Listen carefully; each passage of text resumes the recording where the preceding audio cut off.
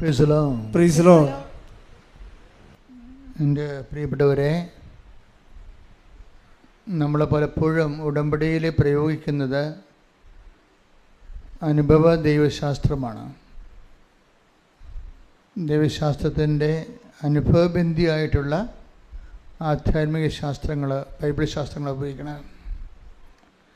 അതിലേറ്റവും സമ്പൂർണമായ അനുഭവ ദൈവശാസ്ത്രം അടങ്ങിയിരിക്കുന്നത്, അനുദിന ജീവിതവുമായി ബന്ധപ്പെട്ടത് അടങ്ങിയിരിക്കുന്നത് ഉടമ്പടി പ്രതീകങ്ങളിലാണ്. ഉടമ്പടിയിൽ ഒത്തിരിയേറെ പ്രതീകങ്ങളുണ്ട്. നിങ്ങൾക്ക് അറിയാം, നിങ്ങൾ ഉടമ്പടി ചെയ്യാൻ വേണ്ടി അൾത്താരയിലേക്ക് വരുമ്പോൾ 2 പ്രതീകങ്ങൾ കാണാം. ഒന്ന് മിനോറ വിളക്കും, രണ്ടാമത്തത് വാഗ്ദാന പേടകവും. വാഗ്ദാന പേടകത്തിൻ്റെ മധ്യത്തിലൂടെ ആ 2 കെരൂബുകൾ, മാലാഖമാരുടെ നടുക്കുള്ള സ്ഥലമാണ് ബൈബിളിലെ കൃപാശൂന്യമായ സ്ഥലം. അത് ദൈവത്തിൻ്റെ സ്ഥാനമെന്ന രീതിയിൽ കൃപയുടെ ആസന ഇരിപ്പിടം കൃപാസനം എന്ന് പറയും. എന്നിട്ട് പുറപ്പാടിൻ്റെ പുസ്തകം 25 ഞാൻ കൃപാസനത്തിൽ ഇരുന്നു കൊണ്ട് നിങ്ങളോട് സന്ദേശം നൽകും. ഇത് 89 ലഭിച്ച പ്രതീകങ്ങളാണ്. 89 അതിനുശേഷം ദൈവം ആ പ്രതീകങ്ങളുടെ കൂടെ പിന്നീട് ഉടമ്പടി കൂട്ടിച്ചേർത്ത് ഇപ്പോൾ ഒരു പൂർണ്ണരൂപമാക്കിയിരിക്കുകയാണ്. ഇതുകൊണ്ട് നിങ്ങൾക്ക് മനസ്സിലാക്കാം, ഇതിൻ്റെ ഓരോ കാര്യങ്ങളെയും കൃത്യമായി മനസ്സിലാക്കി ആണ് അതിൻ്റെ അകത്ത് നമ്മൾ ഇൻവെസ്റ്റ് ചെയ്യണമെന്നുണ്ടെങ്കിൽ ഉടമ്പടി നല്ല സ്കീമാണ്. പക്ഷേ മനുഷ്യരുടെ സ്വഭാവമായിട്ട് ഉടമ്പടി യോജിച്ച് പോകുന്നുണ്ടോ എന്ന് എനിക്കറിയത്തില്ല. മനുഷ്യരുടെ സ്വഭാവം അറിയാമല്ലോ, എല്ലാ ചിട്ടിയും കയറി എടുക്കും, എന്നിട്ട് 2 ഗഡുക്കൾ അടക്കും, എന്നിട്ട് ആ കാശം കൊണ്ട് തലയാൾ പോവും. അതാണല്ലോ മനുഷ്യരുടെ സ്വഭാവം. എല്ലാ ചിട്ടിയും കയറി പിടിക്കും. ആരെല്ലാം ചിട്ടി തുടങ്ങിയാലും ഒരു ആദ്യത്തെ ഗഡുക്കൾ കൊടുത്ത് ആ കാശും കിട്ടത്തില്ല, ചിട്ടി നമ്മൾ മുഴുവനാക്കുകയില്ല. ഇതാണ് മനുഷ്യരുടെ സ്വഭാവം. ഈ സ്വഭാവം കൊണ്ട് നിങ്ങൾ ഉടമ്പടിയിൽ വന്നു കഴിഞ്ഞാൽ അത് തന്നെ സംഭവിക്കും. എപ്പോഴും ഓർത്തേക്കണം. അപ്പോൾ ഈ കഴിഞ്ഞ ദിവസം കൂടെ ഒരു ഓഫീസർ എന്നെ വിളിച്ച്, എൻ്റെ കുറച്ച് റിലേറ്റീവ്സ് ഇന്ന് ഉടമ്പടി എടുക്കാൻ വരുന്നുണ്ട്, അച്ഛനെ അവർക്ക് കാണാൻ പറ്റുമെന്ന് ചോദിച്ചു. അപ്പോൾ ഓഫീസർ എന്നെ കുറച്ച് സഹായിച്ചിട്ടുള്ളതാണ്. ഞാൻ സാറേ, സാംസ്കാരികം വേറെ ആധ്യാത്മികം വേറെ. ഇവിടെ വരുമ്പോൾ നമ്മൾ തമ്മിലുള്ള ബന്ധങ്ങളൊന്നും ഇവിടെയില്ല. ഇവിടെ വരുമ്പോൾ ഉടമ്പടി കൈപൊള്ളണ പരിപാടിയാണ് എന്നവർ ആദ്യം പറഞ്ഞ് മനസ്സിലാക്കണം. ആദ്യം അതിൻ്റെ അകത്ത് നമ്മൾ ആദ്യം എന്നിട്ട് ദൈവം ചിന്തിക്കണത് നിങ്ങൾ ഇതിൽ സീരിയസ് ആണോ എന്നറിയാൻ വേണ്ടിയാണ്. കുറേ 0 അവേഴ്സ് ഉണ്ടാവും.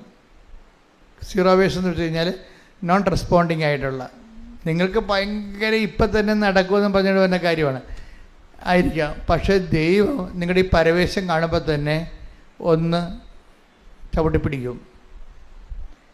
പക്ഷേ അവ ബുദ്ധിയുള്ളവരാണെങ്കിൽ ചവിട്ടിപ്പിടിക്കുമ്പോൾ തന്നെ ഒരുമാതിരിപ്പെട്ട ഈ ചുമ്മാ എടുത്ത് പരീക്ഷിക്കാൻ വന്ന ഉടമ്പടിയുടെ ഉപ്പ് നോക്കാൻ വന്ന ആൾക്കാർ അപ്പം തന്നെ വണ്ടി വിട്ട് പോയിക്കൊള്ളും.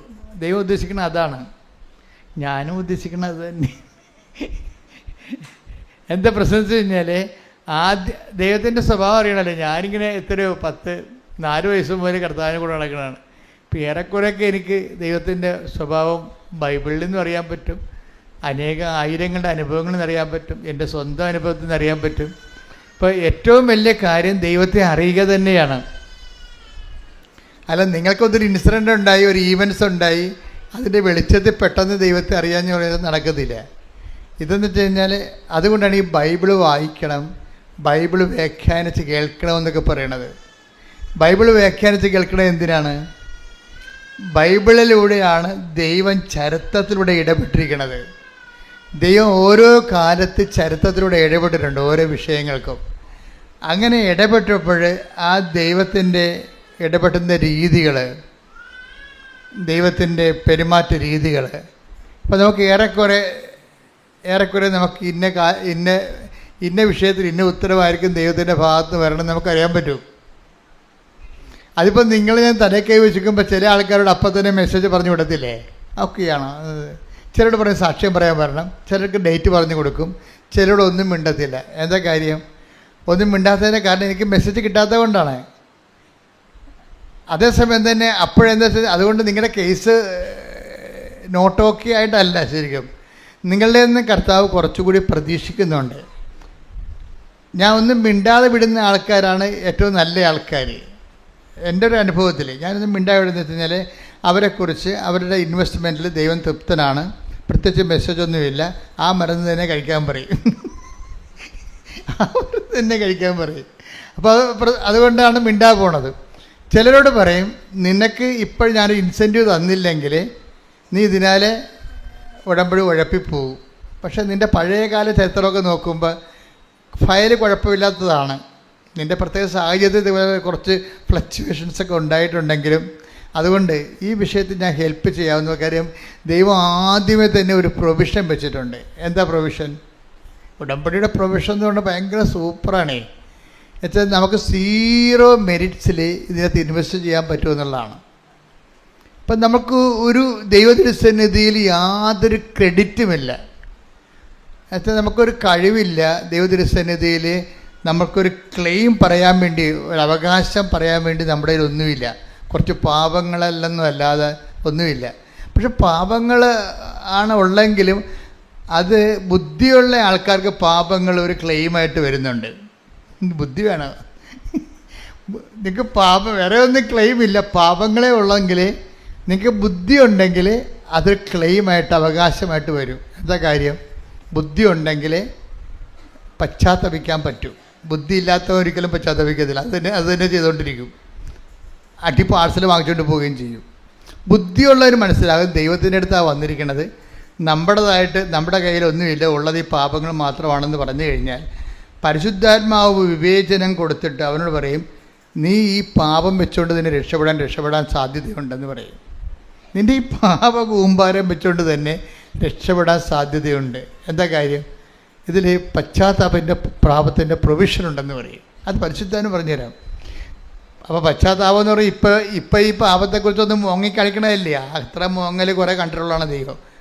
അതൊന്നും വില പോകത്തില്ല. മോങ്ങലെന്ന് പറയുമ്പോൾ ഒരു 1.5 മോങ്ങലായിരിക്കണം. എന്താ കാര്യം? ഈ ചാപ്റ്റർ നീ ക്ലോസ് ചെയ്യിക്കണമെന്ന് പറയണം. ഈ പാപത്തിൻ്റെ ചാപ്റ്റർ ഞാൻ നിന്നെ അറിഞ്ഞ് നിൻ്റെ കൂടെ ജീവിക്കാൻ വേണ്ടി ഞാനിത് ക്ലോസ് ചെയ്യണമെന്ന് പറയണം. അക്കൗണ്ട് ക്ലോസ് ചെയ്യണമെന്ന് പറഞ്ഞ് അത് സത്യസന്ധമാണെങ്കിൽ ഇന്ന് ഇവിടെ വെച്ച് കർത്താവ് നിന്നെ ബ്ലെസ് ചെയ്യും. കാര്യം എന്താ കഴിഞ്ഞാൽ നീ പാപത്തിൻ്റെ അക്കൗണ്ട് ക്ലോസ് ചെയ്യും എന്നുള്ളത് ദൈവത്തിന് അറിയാം. അതാണ് വിഷയം. അല്ല നാളെ സംഭവിക്കാൻ പോണതല്ല. നാളെ സംഭവിക്കാൻ പോണ ഇന്നെന്ന പോലെ ദൈവത്തിന് അറിയാം. അപ്പം നീ പാപം വെച്ചാണ് ഇതിൻ്റെ അകത്ത് ഇൻവെസ്റ്റ്മെൻറ്റ് ഒരു നിക്ഷേപം ഇറക്കണമെന്ന് വിചാരിച്ചോ?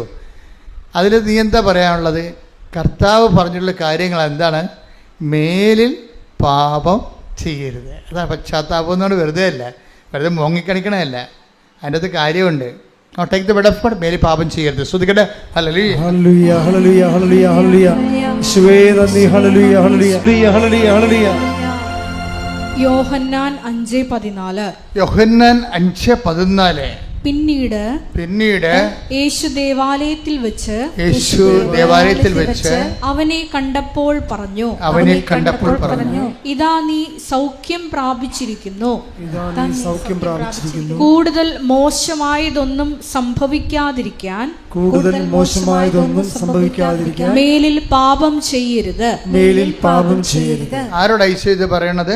ശ്രദ്ധിക്കട്ടെ. ഹല്ലേലൂയ ഹല്ലേലൂയ ഹല്ലേലൂയ യേശുവേ നന്ദി. Hallelujah hallelujah hallelujah hallelujah hallelujah യേശുവേ സ്തുതി. Hallelujah hallelujah. യോഹന്നാൻ 5:14. യോഹന്നാൻ 5:14. പിന്നീട് യേശു ദേവാലയത്തിൽ വെച്ച് അവനെ കണ്ടപ്പോൾ പറഞ്ഞു, ഇതാ നീ സൗഖ്യം പ്രാപിച്ചിരിക്കുന്നു, കൂടുതൽ മോശമായതൊന്നും സംഭവിക്കാതിരിക്കാൻ മേലിൽ പാപം ചെയ്യരുത്. ആരോട് ഐശ്വര്യ പറയണത്?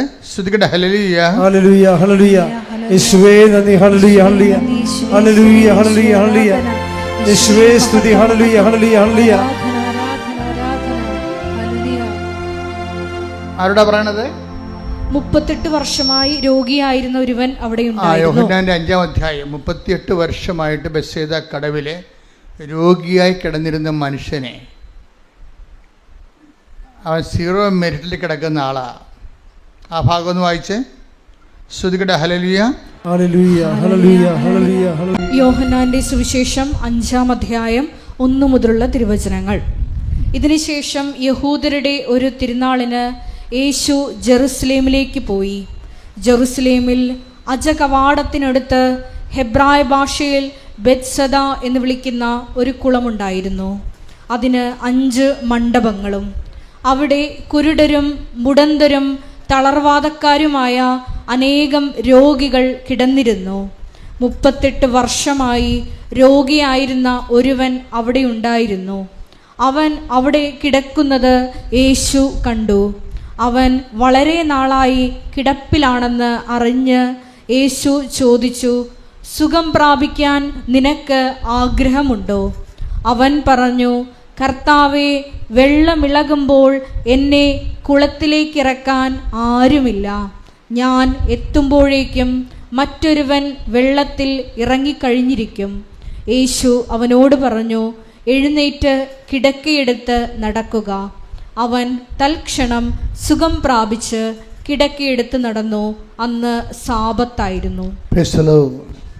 അതായത് വളരെയേറെ ചിന്തനീയമായ, ഇപ്പം നമുക്കിപ്പോൾ ഈശോ, ഞാനിത് പഠിച്ചു വന്നതല്ല, നോക്കി വന്നതല്ല, എപ്പോഴും ശുശ്രൂഷയുടെ സമയത്ത് ഈശോ നമുക്ക് വെളിപ്പെടുത്തി തന്ന ഒരു വചനഭാഗമാണ്. ഈ വചനഭാഗത്തു നിന്ന് ആദ്യം കിട്ടിയത് എന്താണ്? ഈ മനുഷ്യനോടാണ് പറയണത്, take the bed of God, നീ സൗഖ്യം പ്രാപിച്ചിരിക്കുന്നു. ഈ തളർവാദ രോഗി സുഖപ്പെട്ടു. പക്ഷെ സുഖപ്പെട്ട ആളോട് എന്താ പറഞ്ഞിരിക്കണത്? മേലിൽ പാപം ചെയ്യരുത്. അപ്പം അതിൽ നമുക്ക് എന്ത് മനസ്സിലാകും? 38 വർഷമായിട്ട് ഇവൻ തളർന്നു കിടന്നതിൻ്റെ കാരണം പാപമായിരുന്നു എന്നുള്ളതല്ലേ എൻ്റെ സൂചന? അതല്ലേ പിടിയില്ലേ? ഈ വാദം പിടിച്ച് കിടക്കാനുള്ള പ്രധാനപ്പെട്ട കാര്യം, ഗതി പിടിക്കാതെ ഇങ്ങനെ കിടന്നതിൻ്റെ കാരണം എന്താണ്? ദൈവത്തിന് ഇടപെടാൻ പറ്റാത്തൊരു സാഹചര്യമാണ്. പക്ഷേ ദൈവത്തിന് ഇടപെടാൻ പറ്റാത്തൊരു സാഹചര്യമാണ്, പാപാവസ്ഥയാണ് ഈ ജീവിതത്തിലുള്ളത്. ചിലപ്പോൾ നിലപാടാകാം, ചിലപ്പോൾ അയാളുടെ തൻപോരിമ മനോഭാവമാകാം. ആരും എനിക്ക് ആവശ്യമില്ല, എനിക്ക് പണമുണ്ട്, എനിക്ക് ആരോഗ്യമുണ്ട്, എനിക്ക് പാർട്ടിയുണ്ട്, എനിക്ക് ആസ്തിയുണ്ട് എന്നൊക്കെ പറഞ്ഞുകൊണ്ട് ബലം പിടിക്കുന്ന ആൾക്കാരില്ലേ, മസിൽ പിടിക്കണ. അങ്ങനെ ഒരു മസിൽ പിടിക്കുന്ന ആളായിരിക്കും ചിലപ്പോൾ ഇയാൾ. ദൈവത്തിന് ആവശ്യമില്ല എന്ന്. അപ്പം അതുകൊണ്ട് എനിക്ക് പള്ളിയിൽ പോകേണ്ട ആവശ്യമില്ല എന്നൊക്കെ ചില ആൾക്കാർ പറയത്തില്ല. അതുപോലെ എന്തോ ഒരു കക്ഷിയാണ് ഇയാൾ. അപ്പം അതുകൊണ്ട് എന്നാ പറ്റിയെന്ന് വെച്ച് കഴിഞ്ഞാൽ, ഇയാൾ വന്നപ്പോൾ ഇയാളുടെ കുറേ പാപങ്ങളും കുറേ തളർച്ചയുമൊക്കെ ആയിട്ട് അങ്ങനെ കിടപ്പാണ്. പക്ഷെ ഇയാൾക്കൊരു കാര്യമുണ്ട്, ഇയാൾ ഈ ഹുങ്കെല്ലാം മാറി പുള്ളി പണ്ട് ചിന്തിച്ചുകൊണ്ടിരുന്നത് എനിക്ക് ഭാര്യയുണ്ട്, മക്കളുണ്ടെന്നൊക്കെയാണ് ചിന്തിച്ചത്. നാട്ടുകാരുണ്ട്, പാർട്ടിക്കാരുണ്ടെന്നൊക്കെ പറഞ്ഞ ആളാണ് ഇയാൾ. പണ്ടിങ്ങനെ അല്ലായിരുന്നു, ഇപ്പോഴാണ് ഇയാളിങ്ങനെ ഈ രൂപത്തിൽ പരുവപ്പെട്ടത്. ഇയാൾ പണ്ടിങ്ങനെയല്ല, ഇയാൾക്ക് പലരും ഉണ്ട്. ഇയാളുണ്ട്, മക്കളുണ്ട്, ഭാര്യയുണ്ട്, വസ്തുവുണ്ട്, സ്വർണ്ണമുണ്ട്, ആസ്തിയുണ്ട്, അതുപോലെ പാർട്ടിയുണ്ട്, പിന്നെ പോലീസിലൊക്കെ നിലപാടുണ്ട്, പിടിപാടുണ്ട്, ഗവൺമെൻറ്റിൽ പിടിപാടുണ്ടോന്ന് അങ്ങനെയൊക്കെ പറഞ്ഞൊരു മനുഷ്യനാണ് ഇയാൾ. പക്ഷേ ഇയാൾക്ക് ഇപ്പോഴെന്താ പറ്റിയിരിക്കണത്? ഇപ്പം കരിയുമ്പോൾ വരകാൻ, ചില പറയാം എന്താണോ കരിയുമ്പോൾ വരകാൻ, പഴഞ്ചൊല്ലൊക്കെ മറന്നുപോയാ ആൾക്കാരൊക്കെ പറയും, നാട്ടുകാരെ, അതെ, കരിയുമ്പോൾ വരകാൻ കയ്യിൽ മാത്രമേ ഉണ്ടാകും. നീ കേട്ടിട്ടില്ലല്ലേ? കയ്യിൽ കണ്ടിട്ടുണ്ടോ? ഭാഗ്യം. അപ്പോൾ എന്താ പ്രശ്നം? ഞാൻ കരിയുമ്പോൾ വരകാൻ ശരിക്കും ഞാൻ കയ്യിലും കാണത്തില്ല. ചിലപ്പോൾ കയ്യിലും കരിഞ്ഞു പോകും. കർത്താവ് മാത്രമേ ഉണ്ടാകത്തുള്ളൂ. ഇതാദ്യമേ അംഗീകരിച്ച പ്രശ്നമില്ല പക്ഷേ ഇയാൾ ഇപ്പോഴാണ് അംഗീകരിക്കുന്നത് നിലപാടിൻ്റെ കണ്ട. അപ്പോൾ എന്താ പറയുന്നത്? വെള്ളം ഇളകുമ്പോൾ, അതായത് ബെത്സേദ കുളമാണ്. എല്ലാ കാലങ്ങളിലും ഈ കുളത്തിൽ റാഫേൽ മാലാഖ ഇറങ്ങി വെള്ളം കിളക്കണ ഒരു ദിവസമുണ്ട്. അന്ന് ആദ്യം ചാടി വീഴുന്നവനും അല്ലെങ്കിൽ പിടിച്ചുകൊണ്ടുവന്ന് ആരെങ്കിലും ആദ്യം ആ വെള്ളത്തിൽ ഇറക്കുമ്പോൾ അവർ സുഖപ്പെടും. അപ്പം അതാണ് അനുഭവം ജനങ്ങൾ. അതുകൊണ്ട് ഈ കുളക്കരെ വന്ന് കിടക്കുകയാണ്. എപ്പോഴെങ്കിലും ആയിട്ട് ദൈവത്തിൻ്റെ ദൂതം വന്ന് വെള്ളം ഇളക്കുമ്പോൾ പക്ഷേ വെള്ളം ഇളക്കുമ്പോഴേ ഇയാളെ പിടിച്ച് തറവാദമല്ലേ, വേറെ വല്ല മുടന്തും കണ്ണ് കാണാൻ പറ്റാത്ത അവസ്ഥയല്ല, ചെവി കേൾക്കാൻ പറ്റാത്ത അവസ്ഥയുമല്ല, ഇയാൾക്ക് തറവാദമാണ്. അപ്പോൾ തറവാദം പിടിച്ച ആൾക്കാർ വെള്ളം ഇളകിയാലും ആ വെള്ളത്തിലേക്ക് ഇറക്കണം. നമ്മുടെ രീതിയിലുള്ള കുളമല്ലത്. കാര്യം ഞാൻ ഈ ബസ് ചെയ്ത കുളത്തിൽ പോയതാണ്, കണ്ടതാണ്. അപ്പോൾ എന്ത് സംഭവിച്ചു കഴിഞ്ഞാൽ അത് ഈ കൃപാസനത്തിൻ്റെ ഇത്രയും തന്നെ വീതി നീളമുണ്ട്. നിങ്ങൾ ഇത്രയും ഇരിക്കുന്ന വീതി നീളമുണ്ട്, ചതുരമുണ്ട്. ഒരു 8 അടിയോളം ചെങ്കല്ല് അറുത്ത് വെച്ചിരിക്കുന്നതാണ്. ഇപ്പോൾ അവിടെ വെള്ളമില്ല. അത് ജെറുസലേമൊക്കെ ആയിട്ടും ജോർദാൻ നദിയൊക്കെ ആയിട്ടും അടിയിൽ ടണലിലൂടെ പണ്ട് ബന്ധം ഉണ്ടായിരുന്ന ഒരു ഇതാണ്. ഇപ്പോൾ അവിടെ ഒന്നുമില്ല, ഇപ്പോൾ ഉണങ്ങിക്കിടക്കുകയാണ്. പക്ഷേ ഈ കുളത്തിലേക്കാണ് ഈ മനുഷ്യനെ ഇറക്കണമെന്ന് വെച്ച് കഴിഞ്ഞാൽ സമ്പടി ആരെങ്കിലും ഒരാൾ വേണം. നമുക്കാണെങ്കിൽ നമ്മുടെ കുളങ്ങളൊക്കെ ഇങ്ങനെയല്ലേ കിടക്കുക, ചരിഞ്ഞ് കിടക്കാണ്ട് തീട്ടി വരാം. തീട്ടികളൊന്നും വരത്തില്ല ഇവിടെ. ആരെങ്കിലും ഹെൽപ്പ് ചെയ്യണം, അല്ലെങ്കിൽ മുഞ്ഞും കുത്തി അഴ വീഴും. ആ രീതിയിലാണ് കിടക്കുന്നത്. അപ്പം ഇങ്ങനെ ഒരു അവസ്ഥയിൽ ഇയാളെ പണ്ട് ആരോ ഉണ്ടായിരുന്നു, ഇപ്പോഴ് ഈ വെള്ളം ഇളകും, ഇപ്പോഴ് കുളത്തിൽ ഇറക്കാൻ പറ്റും, സുഖപ്പെടും. അങ്ങനെ പല പ്രാവശ്യം ട്രൈ കഴിഞ്ഞതാണ്. അവസാനം അവരും അടുത്തിട്ടിട്ടും പോയി, വൈഫ് പോയി. ബൈബിളിൽ ആദ്യം ഡൈവേഴ്സായ ഒരു മനുഷ്യനെ, പ്രയാസങ്ങൾ വന്ന ഭർത്താവ് ഇട്ടും പോയ ആദ്യത്തെ ആളാണിത്. ഞാൻ ഈ ഭർത്താവ് പ്രയാസങ്ങൾ വരുമ്പോൾ ഭർത്താവ് ഇട്ടും പോണ ഒത്തിരി സ്ത്രീകളെ കണ്ടിട്ടുണ്ട്. ഇവിടെ വരും, ഇടയ്ക്ക് ആൾക്കാർ വരും. ഇപ്പം ഞാനിങ്ങനെ കുത്തി ചോദിക്കും, നിങ്ങളാണോ പോയത്, അയാളാണോ പോയതെന്നൊക്കെ ചോദിക്കും. എനിക്ക് തലയൊക്കെ വെക്കുമ്പോൾ സംശയം തോന്നും, ഇവർ ഭയങ്കര മോങ്ങി വല്ലാത്ത സെൻറ്റിമെൻ്റ് അടിച്ചായിരിക്കും എന്നോട് പറയണത്. പക്ഷേ തലയൊക്കെ വെക്കുമ്പോൾ എനിക്ക് കള്ളനും വെള്ളിയും പിടി കിട്ടും, ഇവരാണ് ഇൻഡാസെന്ന് എനിക്കറിയാൻ പറ്റും. അപ്പം ഞാൻ ചോദിക്കും, നിങ്ങളല്ലേ ആദ്യം പോയത്, എന്നിട്ട് ഇപ്പം എന്തിനാണ് ഒരുമിക്കണമെന്ന് പറഞ്ഞ് മോങ്ങണത്? ഇപ്പം ഇവർ കാര്യം വെച്ചാൽ അതായത് ഇവർ പണ്ട് ഇതുപോലെ ദാഠ്യം പിടിച്ച് പോയ ആളാണ്. പലരെയും കണ്ടാണ് പോയത്. അപ്പനും അമ്മയും ഉണ്ടായിരുന്നു പോണ കാലത്ത്. അപ്പോൾ നീ ഇങ്ങോട്ട് പോയി, അമ്മ ഉണ്ടല്ല, അമ്മയെ സംബന്ധിച്ചിടത്തോളം മരുമകളുടെ ശല്യത്തിൽ നിന്ന് ഒഴിവാക്കാൻ വേണ്ടി നിങ്ങളെ കൊണ്ടൊന്ന് അടവെക്കും. മരുമകൾ വലിയ വീട്ടിൽ ജിന്നാണെങ്കിൽ അവരെ ഒന്ന് ഒതുക്കി നിർത്താൻ വേണ്ടി മകളെ പിടിച്ച് ഡൈവേഴ്സാക്കി വീട്ടിൽ നിർത്തും അമ്മമാർ. ചില അമ്മമാരുണ്ട്. അപ്പോൾ അതുകൊണ്ട് അത് അവരുടെ വർത്തമാനം കേട്ടിറക്കി ഇവർ ചാടി ഭർത്താവിനും തേച്ചിട്ടും പോരണത്. പോന്നു കഴിയുമ്പോൾ കുറച്ച് കഴിയുമ്പോൾ ഇതൊക്കെ ചത്തുപോകില്ല. ദൈവം ഏറ്റവും ഈ ലോകത്ത് വെച്ചിരിക്കുന്ന ഏറ്റവും സുന്ദരമായ സാധനം മരണമാണ്. ഞാൻ വളരെ മരണത്തെക്കുറിച്ച് ചിന്തിച്ച് ആസ്വദിക്കുന്ന ഒരാളാണ് ഞാൻ. എന്നുവെച്ചാൽ ഈ ഭൂമിയിലുള്ള എല്ലാവിധ വിഷയങ്ങൾക്കും പരിഹാരം എന്ന് പറയണത്, അന്തിമ പരിഹാരം എന്താണ്? മരണമാണ്. മരണം ഒരു ക്രിസ്ത്യൻ, ഒരു കർത്താവിൽ ഈശോയിൽ, ക്രിസ്ത്യൻ എന്നല്ല മതപരമായിട്ട് പറയുകയല്ല, ഈശോയിൽ വിശ്വസിക്കുന്ന എന്തുമാത്രം അക്രൈസ്തവരുണ്ട്. അപ്പോൾ ഒരു ഈശോയിൽ വിശ്വസിക്കുന്ന ഒരു മനുഷ്യനെ സംബന്ധിച്ചിടത്തോളം മരണം എല്ലാത്തിൻ്റെ ഒരു തുടക്കമാണ്, എല്ലാത്തിൻ്റെ ഒരു പരിഹാരമാണ്, എല്ലാത്തിൻ്റെ ഒരു റിട്ടാലിയേഷനാണ്. നമുക്ക് നഷ്ടപ്പെട്ടതെല്ലാം തിരികെ ലഭിക്കുന്നത്.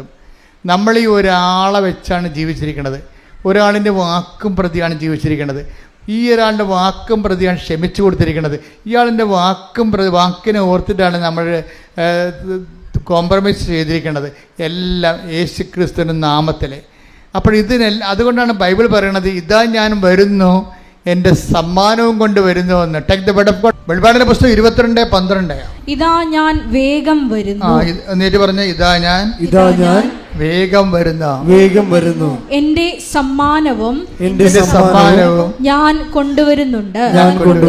ഓരോരുത്തർക്കും സ്വന്തം പ്രവൃത്തികൾക്കനുസൃതം പ്രതിഫലം നൽകാനാണ് ഞാൻ വരുന്നത്.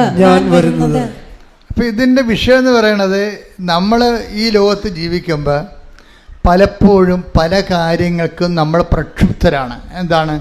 നമ്മളോട് അനീതി കാണിച്ചു, അല്ലേ? അങ്ങനെ പറയുന്നവരുണ്ട്. എന്നോട് അനീതി കാണിച്ചു എന്ന് പറയുന്നവർ ഒത്തിരി പേരുണ്ട്. ചിലക്ക് എന്നോട് പറയേണ്ട, അച്ഛാ ഞാൻ പള്ളിക്കറുത്തില്ല, എനിക്ക് ജോലി കിട്ടേണ്ടതായിരുന്നു, എനിക്ക് ജോലി തന്നില്ലെന്ന് പറയും, സഭയിൽ നിന്ന് ജോലി കിട്ടിയില്ലെന്ന് പറയും. അപ്പം അങ്ങനെ ഓരോരുത്തർക്കും ഓരോ തരത്തിലുള്ള കാര്യം. എല്ലാവരും ഒപ്പിച്ച് സഭയ്ക്കും ജീവിക്കാൻ പറ്റത്തില്ല. കുടുംബത്തിൽ പോലും എല്ലാ മക്കളെ ഒപ്പിച്ച് മാതാപിതാക്കന്മാർക്ക് ജീവിക്കാൻ പറ്റണില്ലല്ലോ. പായ്ക്കണ്ട ഇല്ല. എല്ലാ മക്കളെ ഒപ്പിച്ച് കുടുംബത്തിലുള്ള അപ്പനും അമ്മക്കും ജീവിക്കാൻ പറ്റുന്നുണ്ടോ? ഇല്ല. ക്ലിയർ അല്ലേ? അപ്പോൾ എപ്പോഴായാലും എവിടെ നിന്നായാലും നമുക്ക് ഇങ്ങോട്ട് കിട്ടാനുള്ള കുറേ കേസുകളുണ്ടാവും. പക്ഷേ ഇങ്ങോട്ട് കിട്ടാനുള്ള കേസിലാണ് ഈ വിഷയം സെറ്റ് ചെയ്യണത്. ഇതെന്താ കാര്യം? ഇവർക്കാണ് നമ്മൾ ദൈവം റിറ്റാലിയേറ്റ്, ദൈവത്തിൻ്റെ നീതി, ദൈവം നീതിമാനാണെന്ന് പറയുന്നത് എന്താ കാര്യം? അതായത് ബൈബിള് മനുഷ്യന്മാരെ എല്ലാം പഠിച്ചിട്ട്, അവൻ്റെ ഇഹവും പരവും പഠിച്ചിട്ട്, അവൻ്റെ ഭൂതവും വർത്തമാനവും ഭാവിയും പഠിച്ചിട്ട്, അവൻ്റെ പ്രകൃതി പഠിച്ചിട്ട്, അവൻ്റെ മനസ്സിൻ്റെ ഘടനയും പെരുമാറ്റശീലങ്ങളും അതിൻ്റെ കാലാവസ്ഥ ഭേദങ്ങളും എല്ലാം പഠിച്ചിട്ടാണ് ബൈബിള് വിവേചനം നൽകിയിട്ട് നിർദ്ധാരണം നൽകുന്നത്. ചില കാര്യങ്ങൾക്ക് ഇവിടെ വെച്ച് സെറ്റിൽമെൻ്റ് ഇല്ലെന്നാണ്. കറക്റ്റല്ലേ? ചില കാര്യങ്ങൾക്ക് സെറ്റിൽമെൻ്റ് ഇല്ല. അതുകൊണ്ട് നിങ്ങൾ അങ്ങോട്ടും ഇങ്ങോട്ടും ഓവറായിട്ട് വഴക്കിട്ടിട്ട് കാര്യമില്ല. വഴക്കിട്ട് സ്നേഹം പിടിച്ചു പറ്റാൻ പറ്റുമോ? ഒരിക്കലും പറ്റത്തില്ല. നിങ്ങൾ ഓരോരോ കാര്യം നിങ്ങളിപ്പോൾ ഭർത്താവിനോട് പറയും, അല്ലെ ഭാര്യയോട് പറയും, ഏട്ടോ മനുഷ്യ, നിങ്ങൾ പഴയതൊക്കെ മറന്നു പോയല്ലേ, നിങ്ങൾ ഇന്ന അവസ്ഥ കിടന്നപ്പോൾ ഞാനേ ഉണ്ടായിരുന്നുള്ളൂ, ഈ നാട്ടുകാർ പറയുന്ന ആൾക്കാർ കേമന്മാരും ഇല്ലായിരുന്നു, അതൊക്കെ പറയും. ഒരു കാര്യമില്ല, മിണ്ടാതിരിക്കണം നല്ലത്. ഇത് കണ്ടുപിടിച്ചാൽ മതി. അവളുടെ അമ്മ എല്ലാം ഹൃദയത്തിൽ സംഗ്രഹിച്ചു. എന്താണ്? സമ്മാനത്തെക്കുറിച്ച് ബോധമുണ്ട്. ശ്രദ്ധിക്കടാ. Hallelujah, hallelujah, hallelujah, hallelujah, hallelujah. യേശുവേ നന്ദി. Hallelujah, hallelujah, hallelujah. യേശുവേ ആരാധന, ആരാധന, ആരാധന. യേശുവേ നന്ദി. മഹത്വം, മഹത്വം, മഹത്വം. ഈശോയുടെ അമ്മ ഈ വിഷയത്തെക്കുറിച്ച് നല്ല ജ്ഞാനമുണ്ട്. അതുകൊണ്ടാണ് പല വിഷയങ്ങൾക്കും ഈശോയുമായിട്ടുള്ള ഇഷ്യൂസും ഉണ്ടാകുമ്പോഴും അമ്മ എന്തു ചെയ്യും? ഹൃദയത്തിൽ സംഗ്രഹിച്ച് കളയും. എന്ന് വെച്ച് കഴിഞ്ഞാൽ അതിനെക്കുറിച്ച് ഇഷ്യൂ ഡെവലപ്പ് ചെയ്തെടുക്കത്തില്ല. എന്താ കാര്യം? ഇതിനെല്ലാം അപ്പായുടെ പേരിൽ അന്ന് പറഞ്ഞതാണ്. എന്താ പറഞ്ഞത്? ഇതാ കർത്താവിൻ്റെ ദാസി എന്ന് പറഞ്ഞു. അതിന് തെരുവാർത്താവനായിപ്പോയി. ഇതാ കർത്താവിൻ്റെ ദാസി, നിൻ്റെ വചനം പോലെ എന്നിൽ നിറവേറട്ടെ. അത് തന്നെയാണ് ഉടമ്പടി. അതിന്നാണ് ഉടമ്പടി വരണത്. അവൻ പറയണത് പോലെ ചെയ്യുക എന്ന് പറയണതും നിൻ്റെ വചനം പോലെ നിറവേറട്ടെ എന്ന്. അതുകൊണ്ടാണ് നമ്മളിതിന് മരിയൻ ഉടമ്പടി എന്ന് വിളിക്കണത്. എന്താണ്? അമ്മയുടെ നിലപാട്, വിഷയങ്ങളോട് ഒരു മരിയൻ നേച്ചറ്, മരിയൻ പെരുമാറ്റ ശൈലി, ഒരു ജീവിത സമീപനമായി സ്വീകരിക്കുന്നവരാണ് ഉടമ്പടി എടുക്കുന്നവർ. കുറേ വിഷയങ്ങളുണ്ടാകും നമ്മുടെ ജീവിതത്തിൽ. പല വിഷയങ്ങൾക്ക് ഉത്തരം ചിലതിന് കാത്തിരിക്കേണ്ടി വരും. നമ്മൾ കർത്താവ് കാത്തിരിക്കുക എന്ന വാക്ക് ഒത്തിരി പ്രാവശ്യം ഉപയോഗിച്ചതാണ്. ചില വിഷയങ്ങൾക്ക് കാത്തിരിക്കേണ്ടി വരും. അതുകൊണ്ട് ധൃതി ഉണ്ടാകരുത്. ദൈവവുമായിട്ടുള്ള റിലേഷൻസിൽ എപ്പോഴും ധൃതി കുറഞ്ഞിരിക്കണം. ധൃതി, പരവേശം, കമ്പാരിസൺ, ഇതെല്ലാം ഉടമ്പടിയിൽ നമ്മൾ ഡിസ്കസ് ചെയ്യുന്ന വിഷയങ്ങളാണ്.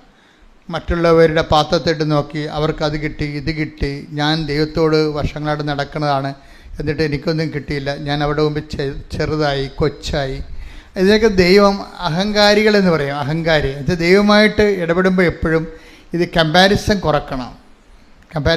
ഒരിക്കലും ഒരു വ്യക്തിയുമായിട്ടും അത് കുറക്കണമെന്ന് ഞാൻ പറഞ്ഞാൽ നിങ്ങൾക്ക് കുറക്കാൻ പറ്റത്തില്ല. കാര്യം നിങ്ങളുടെ അസ്ഥിക്ക് പിടിച്ചിരിക്കുന്ന സാധനമാണ് അഹങ്കാരം എന്നുള്ളത്. ഞാൻ ഒത്തിരി അഹങ്കാരിയെ ട്രീറ്റ് ചെയ്തിട്ടുണ്ട്, പക്ഷെ പരാജയപ്പെട്ടിട്ടുണ്ട്. ദൈവം എന്നെങ്കിലും അവർക്കൊരു അഭിഷേകം കൊടുക്കണവരെ അവർ അഹങ്കാരത്തെ തുടരുന്ന ഞാൻ കണ്ടിട്ടുണ്ട്. ദൈവം ആന്തരിക ബോധ്യമാണ്. എളിമയെന്ന് പറയണത് ഒരു ready to eat instant breakfast പോലെ നമുക്ക് കിട്ടുന്ന സംഭവമല്ല. പരിശുദ്ധാത്മാവ് നിറയുമ്പോൾ ഒരു വ്യക്തിയുടെ ആന്തരിക മേഖലകളെ ദൈവം ഏറ്റെടുക്കും. അപ്പോഴാണ് പഴയതെല്ലാം കടന്നു പോണതും പുതിയത് വരണതും പുതിയ മനുഷ്യനാകണതും. ഉടമ്പടി പലപ്പോഴും നമ്മൾ ശ്രദ്ധിക്കേണ്ടത്, ഉടമ്പടിയിലെ നിയോഗമെന്ന് പറയണത് ശരിക്കും പറഞ്ഞാൽ ഭൗതിക നിയോഗം അതിലുണ്ട്, ഇല്ലെന്നല്ല.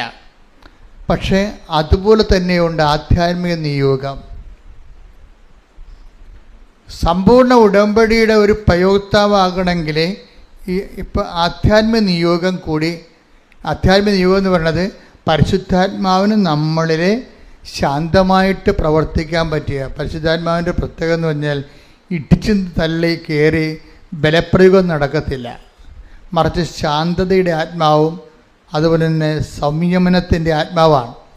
അത് വെയിറ്റ് ചെയ്ത് നമ്മൾ പരുവപ്പെടുന്നവരെ പരിശുദ്ധാത്മാവ് പുറത്ത് നിൽക്കും.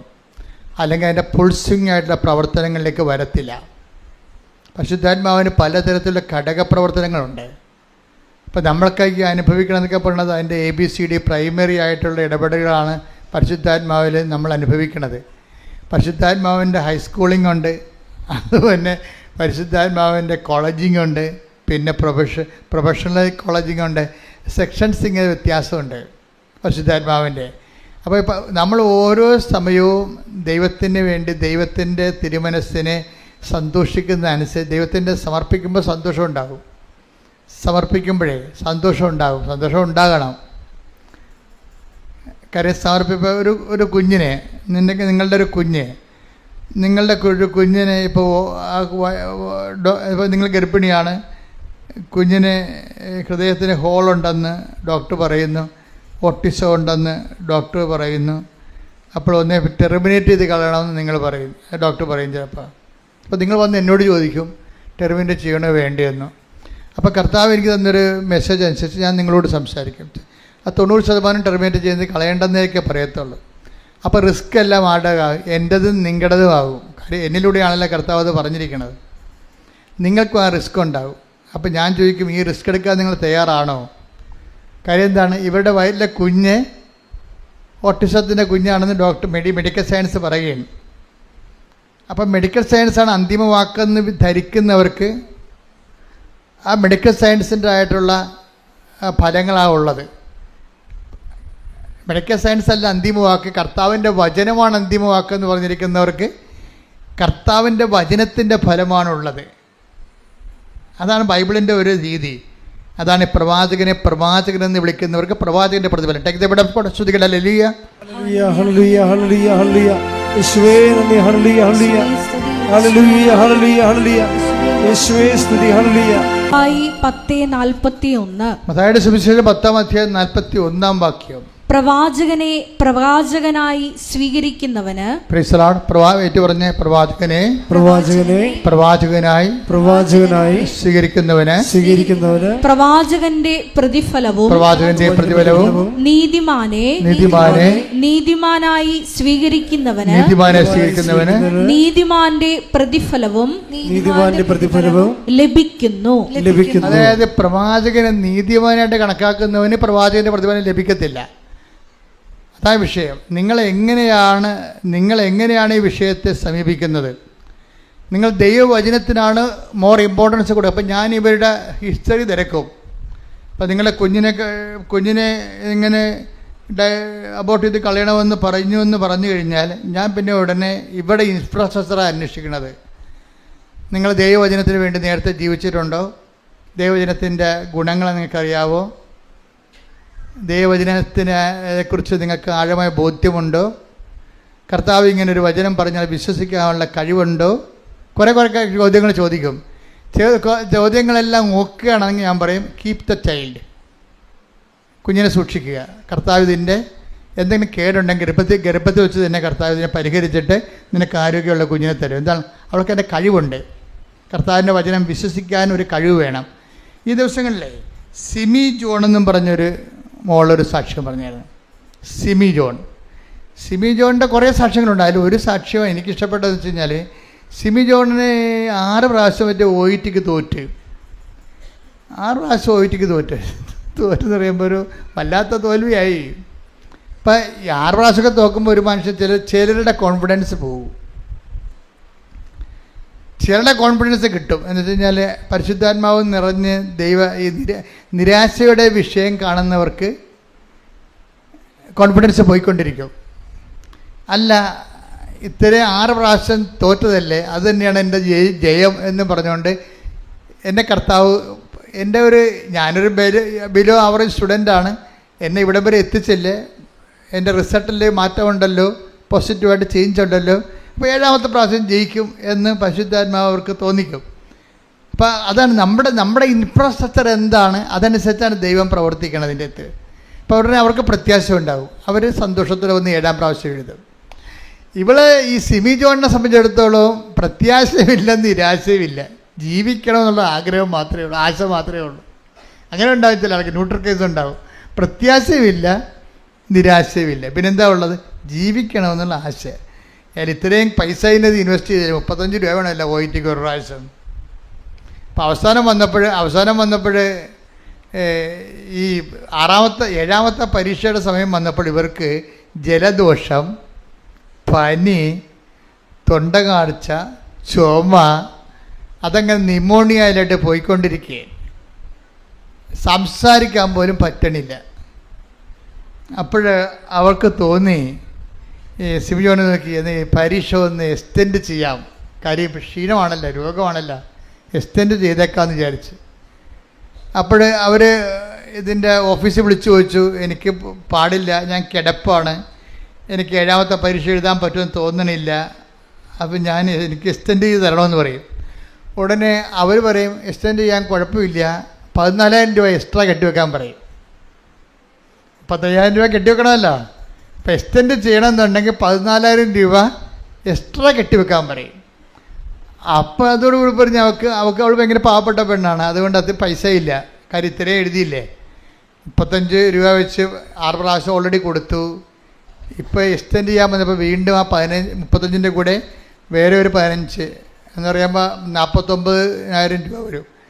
അപ്പോൾ ആ പൈസ വീട്ടിലില്ല. അപ്പോൾ അവൾ എന്ത് ചെയ്യും? കർത്താവിനോട് പറയാം. അപ്പം അവളെ മാതാവിനോട് ഈ 6 പ്രാവശ്യം തോറ്റെങ്കിലും ഇപ്പം ഈ കാലത്ത് പുതിയ കാലം അവസാനമായപ്പോൾ ഉടമ്പടിയൊക്കെ എടുത്ത് മാതാവുമായിട്ട് ഒരു ഡയലോഗിങ് കണ്ടീഷനിലൊക്കെ ആയിട്ടുണ്ട് ആൾ. അപ്പോൾ മാതാവിനോട് പറയും, അമ്മേ കാശില്ലല്ലോ, എനിക്ക് എഴുതാനും പറ്റത്തില്ല, എനിക്ക് കാശ്. ഉടമ്പടിക്കുള്ളൊരു ഗുണമെന്ന് പറയുന്നത് സെൽഫ് ഡയലോഗ് ഭയങ്കരമായിട്ട്. ഉടമ്പടിയുടെ ഒരു ഗുണം അതാണ്. ബയലാട്ടർ ഉടമ്പടിയല്ലേ. ഉടമ്പടി എന്ന് പറഞ്ഞാൽ എന്താണ്? ബയലാട്ടർ എഗ്രിമെൻ്റ് അല്ലേ. അപ്പോൾ അമ്മയുടെ മധ്യസ്ഥത്തിലല്ലേ. അപ്പോൾ ഉടമ്പടി വിഷയത്തിന് മേൽ എന്തെങ്കിലും പ്രശ്നമുണ്ടെങ്കിൽ നമുക്ക് നേരിട്ട് അമ്മയോട് സംസാരിക്കാൻ ഒരു ഗ്രൗണ്ടുണ്ട്, ഗ്രിപ്പുണ്ട്. ആ ഉടമ്പടിയുടെ ഏറ്റവും വലിയ ഗുണം അതാണ്. ദൈവസ്നേഹമുള്ള കുഞ്ഞുങ്ങൾക്ക് ഇത് ഭയങ്കര സൂപ്പറാണ്. എന്താ കാര്യം വെച്ച് കഴിഞ്ഞാൽ അവർ ദൈവമായിട്ട് ഉടമ്പടി ചെയ്തിരിക്കുകയാണ്. ഉടമ്പടി പ്രകാരം ഒരു പ്രേക്ഷിത പ്രവർത്തനം ചെയ്യുന്നുണ്ട്. ഉടമ്പടി പ്രകാരം അവർ ഉപവി പ്രവർത്തനങ്ങൾ ചെയ്യുന്നുണ്ട്, പ്രാർത്ഥനാ ജീവിതം നയിക്കുന്നുണ്ട്, വിശുദ്ധ ജീവിതം നയിക്കുന്നുണ്ട്. പക്ഷേ അവർക്ക് കഴിവില്ല, കപ്പാസിറ്റി ഇല്ല, മെരിറ്റില്ല. പക്ഷേ ഇപ്പോൾ എന്നാ പറ്റി? പണ്ടേ മെരിറ്റില്ല, ഇപ്പം രോഗിയുമായി. അപ്പോൾ അവർക്ക് എഴുതാനും പറ്റുന്നില്ല. അമ്മയോട് ചോദിക്കും, അമ്മേ എനിക്ക് എഴുതാൻ പറ്റത്തില്ല, അതിനുള്ള ആവതില്ല, പക്ഷേ പൈസ എക്സ്റ്റെൻഡ് ചെയ്യാനും പറ്റത്തില്ല, കാലണക്ക വീട്ടിലില്ല. അപ്പോൾ ഞാൻ എന്ത് ചെയ്യുമെന്ന് പറയും. ഞാൻ എന്ത് ചെയ്യും കേടാ. അപ്പം അതായത് ഇവൾ ഉടമ്പടിയിൽ ഉള്ളത് കൊണ്ടും അവൾ സത്യമായിട്ട് ഉടമ്പടി പാലിക്കുന്നത് കൊണ്ടും അവൾക്ക് കമ്മ്യൂണിക്കബിളാണ്, ദൈവമായിട്ട് കമ്മ്യൂണിക്കേറ്റ് ചെയ്യാൻ പറ്റുന്നുണ്ട്. ഉടമ്പടിയുടെ ഏറ്റവും വലിയ വിജയം എന്ന് പറയുന്നത് മറ്റ് പ്രാർത്ഥനാ രീതികളിൽ നിന്ന് ഒന്ന് കമ്മ്യൂണിക്കേഷനാണ്, ഡയലോഗാണ്. ദൈവമായിട്ടൊക്കെ സംസാരിക്കാൻ പറ്റും. അപ്പോൾ അമ്മ അവളോട് പറഞ്ഞു, take the word of God എന്ന് പറഞ്ഞു. ഞാൻ പറയണ പോലെ പറഞ്ഞു, നീ വചനം എടുത്ത് നോക്കാൻ പറഞ്ഞു. നീ എന്ത് ചെയ്യുക? എൻ്റെ 14,000 രൂപ എക്സ്ട്രാ അടക്കാനില്ല, പരീക്ഷ എഴുതാനുള്ള ആരോഗ്യമില്ല, ബോലക്കേടായിട്ട് കിടക്കുകയാണ്, ശ്വാസം മുട്ടിയിരിക്കുകയാണ്, സംസാരിക്കാൻ പറ്റണില്ല, ശബ്ദം പുറത്തു വരുന്നില്ല, എനിക്കെന്ത് ചെയ്യാൻ പറ്റും? സ്പീക്കിംഗ് ഉണ്ടല്ല. അപ്പോൾ ഇവിടെ തൊണ്ടയ്ക്ക് നീര് കെട്ടിയിട്ട് മിണ്ടാൻ പറ്റാത്ത ആൾ എന്ത് സ്പീക്ക് ചെയ്യാനാണ്? അപ്പോൾ അത് നടക്കാത്ത കൊണ്ടാണ് ഇവൾ എക്സ്റ്റെൻഡ് ചെയ്യാൻ പറയണത്. അപ്പോൾ അമ്മയോട് ചോദിക്കുമ്പോൾ ഞാൻ എന്ത് ചെയ്യണമെന്ന് ചോദിക്കും. അമ്മയോട് ചോദിക്കുമ്പോൾ അമ്മ പറയും വചനമെടുത്ത് നോക്കാൻ പറയും. വചനമെടുത്ത് നോക്കിയപ്പോൾ വചനമെടുത്ത് തുറക്കുകയും ഇവൾക്ക് കിട്ടിയത് ഐസയ 58:11 കിട്ടും. ശ്രുതിക്കട്ടെ, ഹല്ലേലൂയ. യെശയ്യാ 58:11. 58:11 യെശയ്യാ. കർത്താവ് നിന്നെ നിരന്തരം നയിക്കും. പറഞ്ഞ കർത്താവ് നിന്നെ നിരന്തരം നയിക്കും. അതാണ് സംഭവം. ഇവക്ക് പാടില്ല, കാശില്ല, സംസാരിക്കാൻ പറ്റണില്ല, രോഗമാണ്, കിടപ്പിലാണ്. ഇവളെ പിടിച്ച് നയിക്കേണ്ടി വരും ഇനി. അപ്പം എന്താ അമ്മ പറയണത്? കർത്താവ് നിന്നെ പറഞ്ഞ് കർത്താവ് നിന്നെ നിരന്തരം നയിക്കും. മരുഭൂമിയിലും നിനക്ക് സമൃദ്ധി നൽകും. മരുഭൂമി എന്ന് പറഞ്ഞാ നോബടി, തണലില്ല, ഒരു മരം പോലും ഇല്ല. അപ്പോഴങ്ങനെയുള്ള സ്ഥലത്ത് മരുഭൂമി വിജനമായൊരു സ്ഥലമാണ്, ആരും സഹായിക്കുന്നില്ല. അപ്പോൾ മരുഭൂമിയിലും വിജനമായ സ്ഥലത്തും എന്താണ്? നിനക്ക് സമൃദ്ധി നൽകും. അതെ, നിന്റെ അസ്ഥികളെ ബലപ്പെടുത്തും. നനച്ചു വളർത്തിയ പൂന്തോട്ടവും വറ്റാത്ത നീരുറവയും പോലെ ആകും നീ. ഇത് വചനം കേൾക്കുമ്പോഴേ ഈ സിമി ജോണിന് പ്രത്യേകിച്ച് അനോയിൻറ്റഡ് ആവും, പെട്ടെന്ന് അനോയിൻറ്റഡ് ആവും. അതാണ് ഈ വചനത്തിന് ഈ റീഡിങ് അനോയിൻമെൻ്റ് എന്ന സംഭവമുണ്ട്. നിങ്ങൾ ചുമ്മാ പേപ്പർ വായിക്കണ പോലെയും മണക്കുമാസ പുസ്തകം വായിക്കണ പോലെയും വചനം വായിച്ചിട്ടാണ് റീഡിങ് അനോയിൻമെൻ്റ് എന്ന് പറഞ്ഞൊരു പവർ. കാര്യം ഇത് ഹൈ ടെമ്പർ ഹോളി സ്പിരിറ്റിലാണ് വചനം എഴുതിയിരിക്കുന്നത്. ഇതിൽ വായിക്കുമ്പോൾ തന്നെ ആ നമ്മുടെ ഫോർമാറ്റ്, പരിശുദ്ധാത്മാവിൻ്റെ ഫോർമാറ്റ് കറക്റ്റാണെങ്കിൽ, അതുകൊണ്ടാണ് ഞാൻ നിങ്ങളോടൊരു വിശുദ്ധ ജീവിതം നയിക്കാൻ ആവശ്യപ്പെട്ടിരിക്കുന്നത്. എന്താ കാര്യം? ഇത് വായിക്കുന്ന സമയത്ത് തന്നെ ഇതിൻ്റെ പവർ നമ്മളിലേക്ക് അടിക്കും. ഇപ്പം സിമി ജോൺ പറയണത്, ഇത്രയും കേട്ടപ്പോൾ ഞാൻ ഓക്കെ ആയി, പെഡറി കണ്ടിച്ചാലും ഞാൻ എഴുതുമെന്ന് പറഞ്ഞു. അതാണ് വിഷയം.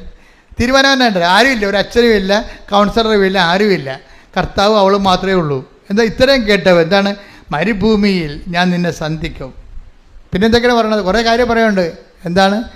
വായിച്ചോളൂ. കർത്താവ് നിന്നെ നിരന്തരം നയിക്കും. കർത്താവ് നിന്നെ നിരന്തരം നയിക്കും. ഇനി നിന്നെ പരീക്ഷ വരെ നിനക്ക് പാടില്ലല്ലോ, നിന്റെ മെറിറ്റ് എല്ലാം പോയി. സംസാരിക്കാൻ സ്പീക്കിങ്ങിനുള്ള ആളിന് സംസാരിക്കാൻ പോലും പറ്റണില്ല. അപ്പോൾ ആ ഒരവസ്ഥയായി. പിന്നെ എന്താണ്? ഇനി നയിക്കണത് ആരായിരിക്കും?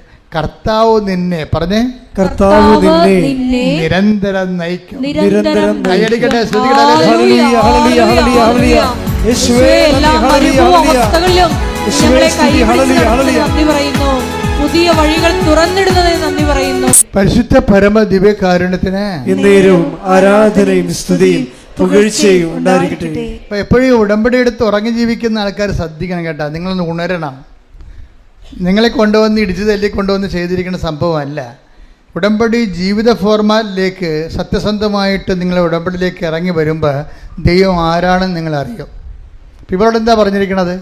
ഇനി നീ പോകുന്നത് നിൻ്റെ എക്സ്പെൻസിലല്ല, എൻ്റെ എക്സ്പെൻസിലാണ്. നിന്നെ കൈപിടിച്ച് ഞാൻ നിരന്തരം നയിക്കും. നിന്നെ കൈപിടിച്ച് ഞാൻ നിരന്തരം നയിക്കും എന്ന് വെച്ച് കഴിഞ്ഞാൽ നീ ജയിച്ച് തിരിച്ച് ജോലി കിട്ടുന്നവരെ ഞാൻ നിന്നെ നയിച്ചുകൊണ്ട്. നിരന്തരം എന്ന് പറഞ്ഞിരിക്കണതേ ഭയങ്കരമാണ് ശരിക്കും പറഞ്ഞാൽ. അതുകൊണ്ട് ദൈവത്തിൻ്റെ ഒരു കൂറ് വഴി നടത്തൽ നിങ്ങൾക്ക് അവകാശമാക്കാനുള്ള യോഗ്യതയുണ്ട്. പക്ഷെ അവകാശമാക്കാനുള്ള പരിശ്രമം നിങ്ങളുടെ ഭാഗത്ത് നിന്ന് ഉണ്ടാകണം. ടെക്നിക്കലായിട്ട് ഗിമ്മിക്കുകൾ കാണിച്ചാലും ദൈവം വഴിപ്പെടത്തില്ല. എന്നാൽ പത്രം കൊടുക്കണം, ശരി പത്രം കൊടുത്തേക്കാം, എത്ര ഉണ്ട്? 18 പേർക്ക് കൊടുക്കുക, തീർന്ന്. പിന്നെന്താ പറഞ്ഞ അച്ഛൻ എന്താ പറഞ്ഞത്? അച്ഛൻ പറഞ്ഞ കാരുണ്യപ്പെടുന്നു, ശരി. ഇത് വർക്കൗട്ട് ചെയ്യത്തില്ല. മര്യാദയ്ക്ക് ദൈവത്തോടാണ് ഈ ഉടമ്പടി ചെയ്തിരിക്കണത്. ദൈവം എന്നെ തൻ്റെ കൂടെ ജീവിക്കാൻ വേണ്ടി വിളിച്ചിരിക്കുകയാണ്. ഞാനിനി എൻ്റെ ജീവിതകാലം ദൈവത്തിന് ഒപ്പിച്ച് ജീവിക്കും എന്ന് ആദ്യമേ തന്നെ തീരുമാനിക്കണം. കാര്യം ഉടമ്പടി ബന്ധമല്ലേ. അല്ലാതെ നീ വിചാരിക്കണമെന്ന് നീ ഇപ്പോഴത്തെ തന്നെ പറയണത് പാസ്സാകണ വരെ ഇങ്ങനെയൊക്കെ കറങ്ങി നടക്കാമെന്ന് വിചാരിക്കും, അല്ലെങ്കിൽ ജോലി കിട്ടണ വരെ എന്നൊക്കെ നിൻ്റെ മനസ്സിലുണ്ടാകും. നിന്നെ തോൽപ്പിക്കണത് നിൻ്റെ ഉള്ളിലുള്ള നീ തന്നെയാണ്. കാര്യം നിൻ്റെ മനസ്സിലുള്ളതെല്ലാം ദൈവത്തിന് റീഡ് ചെയ്യാൻ പറ്റുന്നുണ്ടല്ലോ. നീ വിചാരിക്കണത് എന്താണ്? ഉടമ്പടിയില്ലേ, കുഴപ്പമില്ല, 90 ദിവസം നോക്കിയാൽ മതിയല്ല. 90 ദിവസം നോക്കിയാൽ മതിയല്ല. നീ എന്ത് നോക്കാൻ പോവുകയാണ്? നീ ഏതാണ്ട് ദൈവത്തിന് ഏതാണ്ട് വലിയ ഔദാര്യം ചെയ്യാൻ പോവുകയാണ്. എന്താണ്? തിന്മ പ്രവർത്തിക്കാതെ ഇരുന്നോളാം ദൈവത്തിന് വേണ്ടി. എന്തോ നീ തിന്മ പ്രവർത്തിക്കാതിരുന്നു കഴിഞ്ഞാൽ ഇല്ലെങ്കിൽ ദൈവം ഉണ്ടാകത്തില്ല. അപ്പോൾ നീ ഇങ്ങനെ വെച്ച് നിൻ്റെ പാപം വെച്ച് ദൈവമായിട്ട് വിലപേശരുത്. മറിച്ച് വിശുദ്ധിയോടെ ജീവിക്കാനുള്ള സ്വതസിദ്ധമായ ഒരു പരിശ്രമം നിൻ്റെ ഭാഗത്ത് ഉണ്ടാകണം. സ്വതസിദ്ധമായ പ്രവർത്തനം. എന്താ വിഷയം എന്ന് പറയുമ്പോൾ നിങ്ങൾ ഇത് എന്താ പ്രോബ്ലം വെച്ച് കഴിഞ്ഞാൽ നിങ്ങൾക്കറിയാമല്ലോ. ഒന്ന് മെറിറ്റിൽ ജീവിക്കണതും രണ്ടാമത് ഗ്രേസിൽ. 2 തരം ലോകത്ത് മനുഷ്യരാണ് ഉള്ളത്. ഒന്നെന്താണ്? ഒന്ന് മെറിറ്റിൽ ജീവിക്കുന്നവരുണ്ട്, രണ്ടാമത്തത് ഗ്രേസിൽ ജീവിക്കണത്. മെറിറ്റിൽ ജീവിക്കണമെന്ന് പറയുമ്പോൾ അവരുടെ ആരോഗ്യം, അവരുടെ കഴിവ്, അവരുടെ ഗുണ്ടായിസം, അവരുടെ വൃത്തികെട്ട കൂട്ടുകൾ, അവരുടെ കഞ്ചാവ് സെറ്റുകൾ, അവരുടെ ഊളക്കൂട്ടുകെട്ടുകൾ, അവരുടെ വർത്തമാനങ്ങൾ, അവരുടെ ഉപദേശങ്ങൾ, അങ്ങനെയൊക്കെ കേട്ടിട്ട് ഇങ്ങനെ ജീവിക്കുന്ന ആൾക്കാരുണ്ട്. അത് മെറിറ്റിൽ ജീവിക്കുന്ന ആൾക്കാരാണ്. മറ്റൊന്ന് പറയണത് നമ്മൾ പരമാവധി പാപം ഒഴിവാക്കിക്കൊണ്ട് വിശുദ്ധിയിൽ ജീവിക്കാൻ വേണ്ടി ദൈവത്തെ മഹത്വപ്പെടുത്തി ദൈവത്തിന് വേണ്ടി ജീവിക്കുന്ന രീതിയിൽ പ്രവർത്തിച്ചും ചില ക്ഷമിക്കപ്പെടാണ്ടാത്ത കാര്യമില്ലാത്ത സ്ഥലത്ത് പോലും നമ്മൾ ദൈവത്തിന് വേണ്ടി തോറ്റുകൊടുത്തും അതിൻ്റെ പേരിൽ സമാധാനം ഉണ്ടാക്കിയും നമ്മൾ ദൈവത്തിൻ്റെ മഹത്വത്തിന് വേണ്ടി ജീവിക്കുന്ന വേറൊരു ജീവിതമുണ്ട്. ബൈബിൾ പ്രിഫർ ചെയ്യണത് ആ ഒരു ജീവിതമാണ്. ബൈബിൾ പ്രിഫർ ചെയ്യണത്. ഇപ്പോൾ സിമി ജോൺ എന്താണ്? സിമി ജോണിൻ്റെ മെറിറ്റ് എല്ലാം പോയിരിക്കുകയും ദൈവമായിട്ട് ഇടപെടുമ്പോൾ എപ്പോഴും നമ്മൾ ശ്രദ്ധിക്കണം. ഉടമ്പടി പിടിച്ചു കഴിഞ്ഞാൽ, ഇപ്പം ചില ആൾക്കാർ പറയും മരുന്ന് ഇപ്പം ചില പരുവിനൊക്കെ നമ്മൾ മരുന്ന് വെച്ച് കഴിഞ്ഞാൽ എന്താ പറ്റണത്, പെട്ടെന്ന് പഴുത്തിട്ടുള്ള പഴുപ്പെല്ലാം ഇളകിപ്പോവും. അപ്പോൾ നമ്മൾ ഡോക്ടറിനോട് പറയും, ഡോക്ടറെ മരുന്ന് കഴിച്ചിട്ട് പഴുക്കണ ചെയ്ത്, പൊറുക്കാൻ വേണ്ടി കഴിച്ചതാണ്, പക്ഷേ പഴുക്കണ ചെയ്തെന്ന് പറയും. ഡോക്ടർ മൈൻഡ് ചെയ്യത്തില്ല. എന്താ കാര്യം, അത് പഴുക്കാനുള്ളതാണ്. പഴുത്ത് കഴിഞ്ഞിട്ട് പഴുപ്പ് പോയിട്ടാണ് പിന്നെ പൊറുക്കണത്. അതുപോലെ ഉടമ്പടിയിൽ ആദ്യം ഉടമ്പടി പിടിച്ച് കഴിഞ്ഞ് ഉടമ്പടി പിടിക്കാൻ പോകുന്നത് നമുക്കറിയാൻ പറ്റും. എന്താണ്, ഉള്ള മെരിറ്റ് കൂടി പോകും. ഇപ്പം സിമിക്ക് എങ്ങനെയല്ല സംഭവിച്ചത്? സിമി 6 പരീക്ഷ ഉടമ്പടി എടുക്കാതെ 6 പരീക്ഷ എഴുതിയിട്ട് ഒരു പ്രശ്നമില്ലാഞ്ഞില്ല. അവൾ എടുത്തു, ഒറ്റന്ന് മാത്രമേ ഉള്ളൂ. പക്ഷെ അവൾക്ക് ശരീരത്തിന് കുഴപ്പമൊന്നുമില്ല, സ്പീക്കിങ്ങിന് കുഴപ്പമൊന്നുമില്ല, മര്യാദയ്ക്ക് സംസാരിച്ചത്. ഇപ്പം എന്നാ പറ്റി, ഉടമ്പടി എടുക്കണ മുമ്പ് തൊണ്ടക്ക് കുഴപ്പമില്ല, ഇപ്പോൾ ഉടമ്പടി എടുത്തപ്പോൾ എന്താ പറ്റി, ഉള്ള തൊണ്ടയും കൂടി പോയി. കണ്ടാ, നമ്മളത് മനസ്സിലാക്കണം. അത് ഇതിനകത്ത് കുറേ കാര്യങ്ങളുണ്ട്. ഇതൊക്കെ പറഞ്ഞു തരാനാണ് ഈ കൗൺസിലിംഗ് ഒക്കെ വെച്ചിരിക്കുന്നത്. ഇതൊക്കെ പറഞ്ഞു തരാൻ വേണ്ടിയാണ് ഈ ആദ്യ ചൊവ്വാഴ്ച ധ്യാനം നിങ്ങൾ കൂടണമെന്ന് പറയേണ്ട കാര്യം ഇതാണ്. അപ്പോൾ ചില സമയത്ത് ഉള്ള മെരിറ്റ് കൂടി പോകും. ഇപ്പം നിങ്ങൾ കുടിയനായ ഭർത്താവിൻ്റെ അല്ലെങ്കിൽ അയാൾ വേറെ സ്ത്രീകളുമായിട്ടൊക്കെ കുറച്ച് ചങ്ങാത്തം ഉള്ളവരാണെങ്കിൽ നിങ്ങൾ ഉടമ്പടി എടുത്ത് കഴിയുമ്പോൾ അത് ചിലപ്പോൾ കൂടിയെന്ന് വരും പെട്ടെന്ന്. അപ്പോൾ നിങ്ങളെന്ത് ചെയ്യും, നിങ്ങൾ ഉടനെ വിറച്ച് തല്ലി പ്രാർത്ഥന നിർത്തി നിലവിളിയും കൂട്ടി നിലവിളിയും കൂട്ടി ഉള്ള തിരിയും കൂടി ഊതിക്കെടുത്തി നിങ്ങളിങ്ങനെ തേരട്ട പോലെ ചിരണ്ട് കിടക്കും. ഇങ്ങനെയുള്ള അലപരാധികൾ ഉടമ്പടി എടുക്കരുതെന്നാണ് എൻ്റെ അഭിപ്രായം. കാര്യം ഒന്നാമത് ദൈവത്തിൻ്റെ മുമ്പിൽ വരാനുള്ള യാതൊരു സെൻസ് നിങ്ങൾക്കില്ല. ദൈവദിവസത്തിന് വരുമ്പോൾ ആദ്യം നിൽക്കാൻ പഠിക്കണം. ഒന്ന്, ഈ വിഷയം ചിലപ്പോൾ കുറച്ചുകൂടി മൂർച്ഛിക്കും. എന്താണ്, ഉള്ള മെരിറ്റ് കൂടി പോവും. ഉടമ്പടി വർക്ക് ചെയ്യണം എങ്ങനെയാണ്, നോട്ട് ബൈ മെരിറ്റിലെന്ന് ആദ്യമേ പറയണില്ലേ, ഞാൻ നിങ്ങളുടെ യോഗ്യത കൊണ്ടല്ലെന്ന് പറയണില്ലേ നിങ്ങളെ. അപ്പം ഞാൻ ഇപ്പോൾ സംശയ രോഗമുള്ള ഹസ്ബൻഡാണ്, അല്ലെങ്കിൽ വേറെ സ്ത്രീകളൊക്കെ ആയിട്ടുള്ള ബന്ധമുള്ള അല്ലെങ്കിൽ കെയർലെസ് ആയിട്ടുള്ള ബിഹേവിയറുള്ള ഭാര്യയാണെങ്കിൽ, ഭർത്താക്കന്മാർ കംപ്ലയിൻറ്റ് ചെയ്യണമെങ്കിലും ചില ഭാര്യമാർ ഇട്ടച്ച് പോയാലും ഞാൻ പറയും, ഇനി ആരെയും വിടണ്ട കേട്ടോ എന്ന് പറയും. ഇനി ആരെയും, ഇപ്പം അവളെ പെണ്ണും പഴമുള്ള വഴക്കിട്ട് പോയിരിക്കുകയാണ്. അപ്പോൾ ഞാൻ എന്തായാലും പറയണത്, ഇനി ആരെയും മധ്യസ്ഥത്തിന് വിടണ്ടെന്ന് പറയും. എന്താ കാര്യം, നോട്ട് ബൈ മെരിറ്റിലല്ല ഉടമ്പടി വർക്ക് ചെയ്യണത്. ഉടമ്പടി ഉപദേശം ഉണ്ടല്ലോ, അവരെന്താ പറയണത്, ഇനി ആരെയും മധ്യസ്ഥന് വിടണ്ട. കാര്യം എൻ്റെ അനുഭവത്തിലുണ്ട്, മധ്യസ്ഥൻ പറഞ്ഞത് ആണും ഭാര്യയും ഭർത്താവും കൂടി പിരിഞ്ഞ് അവസാനം ഭർത്താവിൻ്റെ കൂട്ടുകാരൻ ഇവരുടെ അടുത്ത് മധ്യസ്ഥനായിട്ട് പോവുകയാണ്. മധ്യസ്ഥനായിട്ട് അപ്പം ഞാൻ ഈ ഭർത്താവ് വന്ന് എൻ്റെ അടുത്ത് കംപ്ലയിൻറ്റ് പറഞ്ഞപ്പോൾ ഞാൻ പറഞ്ഞ് സ്റ്റാറ്റസ് എന്താണെന്ന് ചോദിച്ചു. ഞാൻ പറഞ്ഞ്, അയാൾ പറഞ്ഞ് എൻ്റെ കൂട്ടുകാരനോട് ചെന്ന് അവളെ വിളിക്കാൻ വേണ്ടി പറഞ്ഞിട്ടുണ്ട്, ഞങ്ങൾ തമ്മിലുള്ള പ്രശ്നം ഒന്ന് പറഞ്ഞു തീർക്കാൻ വേണ്ടി പറഞ്ഞിട്ടുണ്ട്. അപ്പോൾ ഞാൻ അയാളോട് ചോദിച്ച്, അവൻ്റെ പേര് തോമസ് എന്നല്ലേ? അച്ഛനെ എങ്ങനെ അറിയാമോ? ഞാൻ പറഞ്ഞ്, അവൻ മിക്കവാറും അവളെ കെട്ടാൻ സാധ്യതയുണ്ടെന്ന് പറഞ്ഞു. എന്താ പ്രശ്നം എന്നറിയാമോ, ഈ ആളിൻ്റെ കൈ എൻ്റെ ബൈബിളിൽ വെച്ചിട്ട് പുറത്ത് കൈ വെച്ചപ്പോൾ ഞാൻ ഈ കൂളിംഗ് ഗ്ലാസ് വെച്ച ഒരു തോമസ് സാറിനെ കണ്ട്, എന്നെ P.O. തോമസ്, എന്നെ സൈക്കോളജി പഠിപ്പിച്ചാണ് കോളേജിൽ. P.O. തോമസിനെ കണ്ട്. അപ്പോൾ ഈ കൂളിംഗ് ഗ്ലാസ് കണ്ടപ്പോൾ തന്നെ എനിക്ക് മനസ്സിലായി, ഈ ദർശനത്തെ കൂളിംഗ് ഗ്ലാസ് വന്നു കഴിഞ്ഞാൽ അവൻ കള്ളനാണെന്ന് എൻ്റെ അർത്ഥം. P.O. തോമസ് കള്ളനല്ല. ദർശനത്തെ കൂളിംഗ് ഗ്ലാസ് മര്യാദയ്ക്ക് വെറുതെ ഇരിക്കുന്ന സമയത്ത് കൂളിംഗ് ഗ്ലാസ് വെച്ചുണ്ടാക്കുമ്പോൾ അവൻ എന്തോ ഒരു ജാടയുണ്ടെന്ന് എൻ്റെ അർത്ഥം.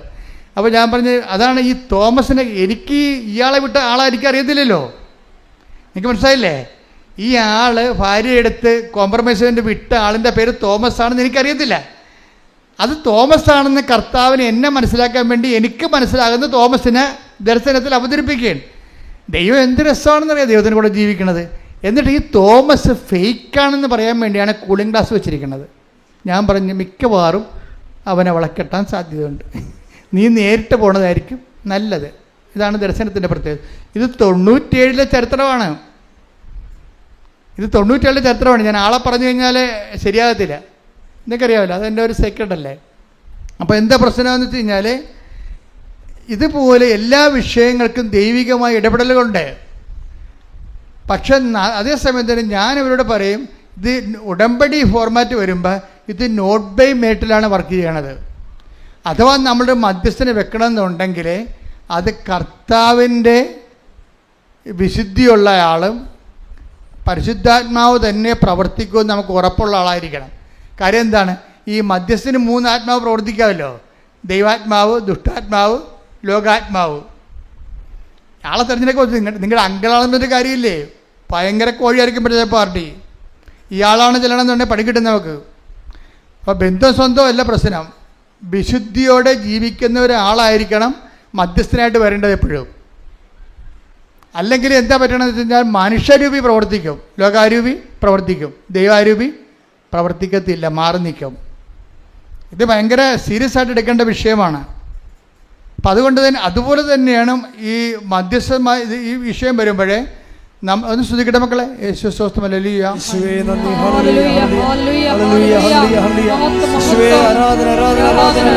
എപ്പോഴും നമ്മൾ ശ്രദ്ധിക്കേണ്ടത് ഉടമ്പടി വരുമ്പോൾ ഒരു ഫോർമുലയാണ് അതിൻ്റെ അകത്ത് മെയിനായിട്ട് നിൽക്കുന്നത്. എന്താണ്? ഇപ്പോൾ ലൈറ്റ് വെയിറ്റിംഗ് ഉണ്ട്, ഭാരച്ചുരുക്കം, വിഷയം ഭാരച്ചുരുക്കം ഉണ്ടാവും. അതുപോലെ തന്നെ പ്രസൻസ് ഫീൽ ചെയ്യും, സാന്നിധ്യം ഉണ്ടാവും. അവന് ടൈം ഷോർട്ടറിങ് സംഭവിക്കും, സമയച്ചുരുക്കം ഉണ്ടാകും. പക്ഷേ ഇതിൻ്റെ മെയിനുള്ള സംഭവം എന്താ? നോട്ട് ബൈ മെറിറ്റാണ്. എന്ന് വെച്ച് കഴിഞ്ഞാൽ ബട്ട് ബൈ ഗ്രേസ്. നിൻ്റെ കഴിവല്ല, ദൈവത്തിൻ്റെ കൃപയെന്നുള്ളത്. അതുകൊണ്ട് നമ്മളെന്താ ചെയ്യണം? ഉടമ്പടിയുടെ ട്രീറ്റ്മെൻറ്റ് എന്താ? കഴിവ് കുറച്ചിട്ട് കൃപ വർദ്ധിപ്പിക്കാൻ വേണ്ടി നമ്മൾ പുതിയ ടോണിക്ക് കഴിച്ചുകൊണ്ടിരിക്കും. പിടിയിട്ടില്ലേ?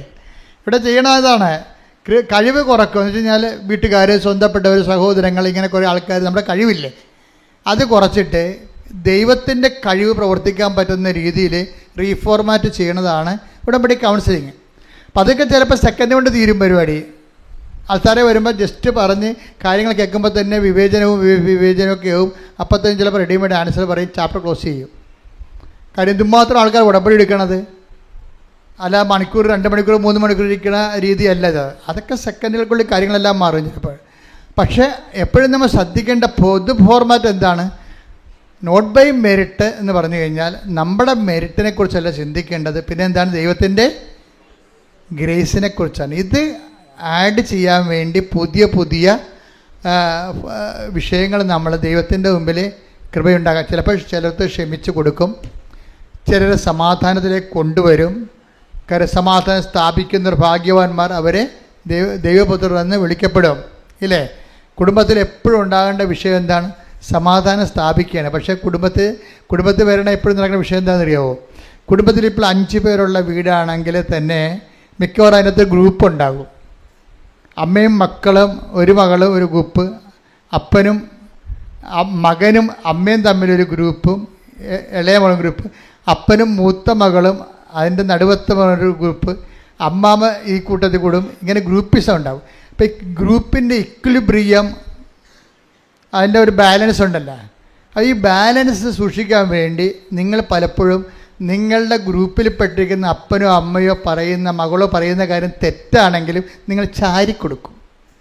എന്താ കാര്യം? നമ്മുടെ ഗ്രൂപ്പിലുള്ള ആളല്ലേ, ഗ്രൂപ്പ് ഇരുന്ന് ചാടി അപ്പുറത്ത് പോകരുത് എന്ന് വിചാരിച്ചുകൊണ്ട്. അപ്പം നമ്മൾ എന്ത് ചെയ്യും? സമാധാനം സ്ഥാപിക്കാൻ വേണ്ടി ലോകാരൂപിനെയാണ് എടുക്കുന്നത് അല്ലേ? അപ്പം ദൈവത്തെ നമ്മൾ പുറത്താക്കും. ഈ ദൈവത്തെ പുറത്താക്കിക്കൊണ്ടാണ് നിങ്ങൾ കുടുംബത്തിലെ സമവാക്യം സൂക്ഷിക്കണമെന്നുണ്ടെങ്കിൽ നിങ്ങൾക്ക് ഉടമ്പടി വർക്കൗട്ട് ചെയ്യത്തില്ല. എപ്പോഴും സൂക്ഷിക്കണം. ആരൊക്കെ ഓരോരുത്തരെങ്കിലും ചാരുമ്പോഴേ അവർ കാണിക്കുന്ന പോക്കരുത്തരത്തിന് നിങ്ങൾ ഹല്ലേലൂയ പറയുന്നില്ലേ? അതോടുകൂടി നിൻ്റെ കാര്യത്തിൽ തീരുമാനമാകും. വളരെ സൂക്ഷിച്ച് കൈകാര്യം ചെയ്യണം. എന്താണ്?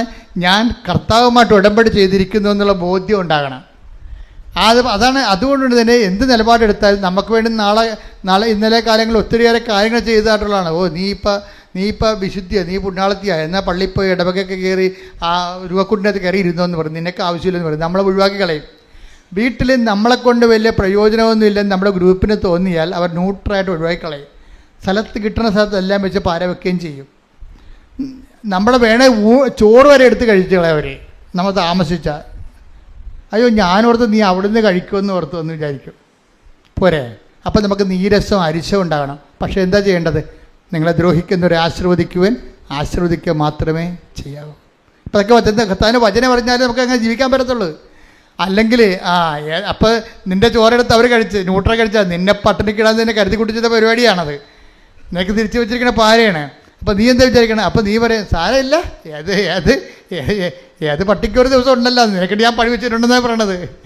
എന്നാ ഇത് പറഞ്ഞാൽ ഉടമ്പടി നിലനിൽക്കത്തില്ല. കാര്യം സ്പിരിറ്റ് വേറെയാണ്. ഉപയോഗിക്കുന്ന സ്പിരിറ്റ് എന്താണ്? ലോകാരൂപിയാണ്. ഈ ലോകാരൂപിയിൽ ഒത്തിരിയേറെ കാര്യങ്ങൾ ഉപയോഗിക്കാൻ പറ്റിയ സാഹചര്യങ്ങൾ ഉടമ്പടിക്കാലത്ത് പുതിയ പുതിയ കാര്യങ്ങളുണ്ടാകും. ഇതിനോടാണ് ഈ മൗനം പാലിക്കണമെന്ന് പറഞ്ഞത്. മനസ്സിലായില്ലേ? ഇതിനോട് മൗനം പാലിക്കണം. എന്താണ്? അമ്മ ഹൃദയത്തിൽ സംസാരിച്ച് പോയാൽ നമുക്ക് ഈ വിഷയത്തിൽ സംസാരിച്ചാൽ മാനുഷികമായി പോകും. മാനുഷികമായാൽ അത് മിക്കവാറും ദൈവത്തിൻ്റെ അരുവിക്ക് എതിരാകും. അതുകൊണ്ട് നമ്മളെന്ത് ചെയ്യും? മിണ്ടത്തില്ലെന്ന് പറഞ്ഞ് ഹൃദയത്തിൽ സംഗ്രഹിച്ച് പോരാക്കരുത്. ഹൃദയത്തിൽ രണ്ടുപേരും തരത്തിൽ സംഗ്രഹിക്കാം. ദൈവഹിതം നിറവേറട്ടെ, ദൈവത്തിൻ്റെ മഹത്വം ഉണ്ടാകട്ടെ എന്നാണ് മാതാവ് സംഗ്രഹിച്ചത്. നിങ്ങൾ വിചാരിക്കണത് എന്താണ്? ഏത് പട്ടിക്ക് ഒരു ദിവസം എൻ്റെ പുളിച്ചയും പൂക്കും എന്നും പറഞ്ഞ് ഹൃദയത്തെ സംഗ്രഹിക്കാം. പിടിയിട്ടില്ലേ? എന്താ എനിക്കൊരവസരം കിട്ടും വട്ടം ചവിട്ടാൻ, അതും കടന്ന് മോങ്ങരുതെന്ന് പറയും നമ്മൾ. നമുക്കൊരു സമാധാനം, കിടന്ന് ഉറങ്ങുകയും ചെയ്യും. അപ്പോൾ ഇതെല്ലാം നമ്മൾ ഉടമ്പടി നോക്കേണ്ട കാര്യങ്ങളാണ്. എന്ന് വെച്ചാൽ ദൈവം ആഗ്രഹിക്കുന്നത് നിന്നെ ദൈവ പൈതലായിട്ട് കൺവേർട്ട് ചെയ്യാനാണ്. നീ ആഗ്രഹിക്കേണ്ടത് ലോകത്തിലെ ഏറ്റവും മോശം, നിങ്ങൾ പറയും അത് ഇവിടെയൊക്കെ ജീവിക്കണമെങ്കിൽ പല്ലും നഖവും വേണം അച്ഛാന്ന് പറയും. അച്ഛനൊക്കെ പറയും അത് തറയിലേ പറയാൻ പറ്റത്തുള്ളൂ. പക്ഷേ ഞങ്ങളുടെ വീട്ടിൽ ജീവിക്കണമെങ്കിൽ പല്ലും നഖവും വേണമെന്ന് പറയും. പല്ലും നഖവും വെച്ചാലും കണ്ടവൻ കുറച്ച് കഴിയുമ്പോൾ ഊരിക്കൊണ്ട് പോകുന്നത്. പിന്നെ നീ മോങ്ങി തന്നെ കർത്താവിൻ്റെ അടുത്ത് തന്നെ വരേണ്ടി വരും. അഭ്യാസം കാണിക്കരുത്. മറിച്ച് കർത്താവിനെ കൊണ്ട്, ഇപ്പോൾ ഈ സിമി ജോണിൻ്റെ ചരിത്രം കണ്ടില്ലേ? സിമി ജോൺ എന്താ പറയണത്? സിമി ജോൺ പറയണ ഇതാണ്, എന്നോട് എന്താണ് പറഞ്ഞത്? കർത്താവ് നിന്നെ നിരന്തരം നയിക്കും. പിന്നെന്താ പറയണത്? മരുഭൂമിയിൽ നിനക്ക് സമൃദ്ധി നടക്കും.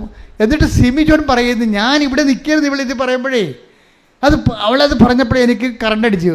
ഞാൻ സിസ്റ്ററിനോട് പറഞ്ഞു, സിസ്റ്റർ ആ സാക്ഷ്യം നോട്ട് ചെയ്തേക്കാൻ പറഞ്ഞു. എന്താ കാര്യം വെച്ച് കഴിഞ്ഞാൽ ഇതിവള് പറയുമ്പോൾ തന്നെ അവൾ പറയുന്ന വാക്കുണ്ട്, കർത്താവ് എന്നോട് പറഞ്ഞു, ഞാനത് വിശ്വസിച്ചു, പരീക്ഷ എഴുതാൻ തീരുമാനിച്ചു ഈ തൊണ്ടയും വെച്ചാണെന്ന്.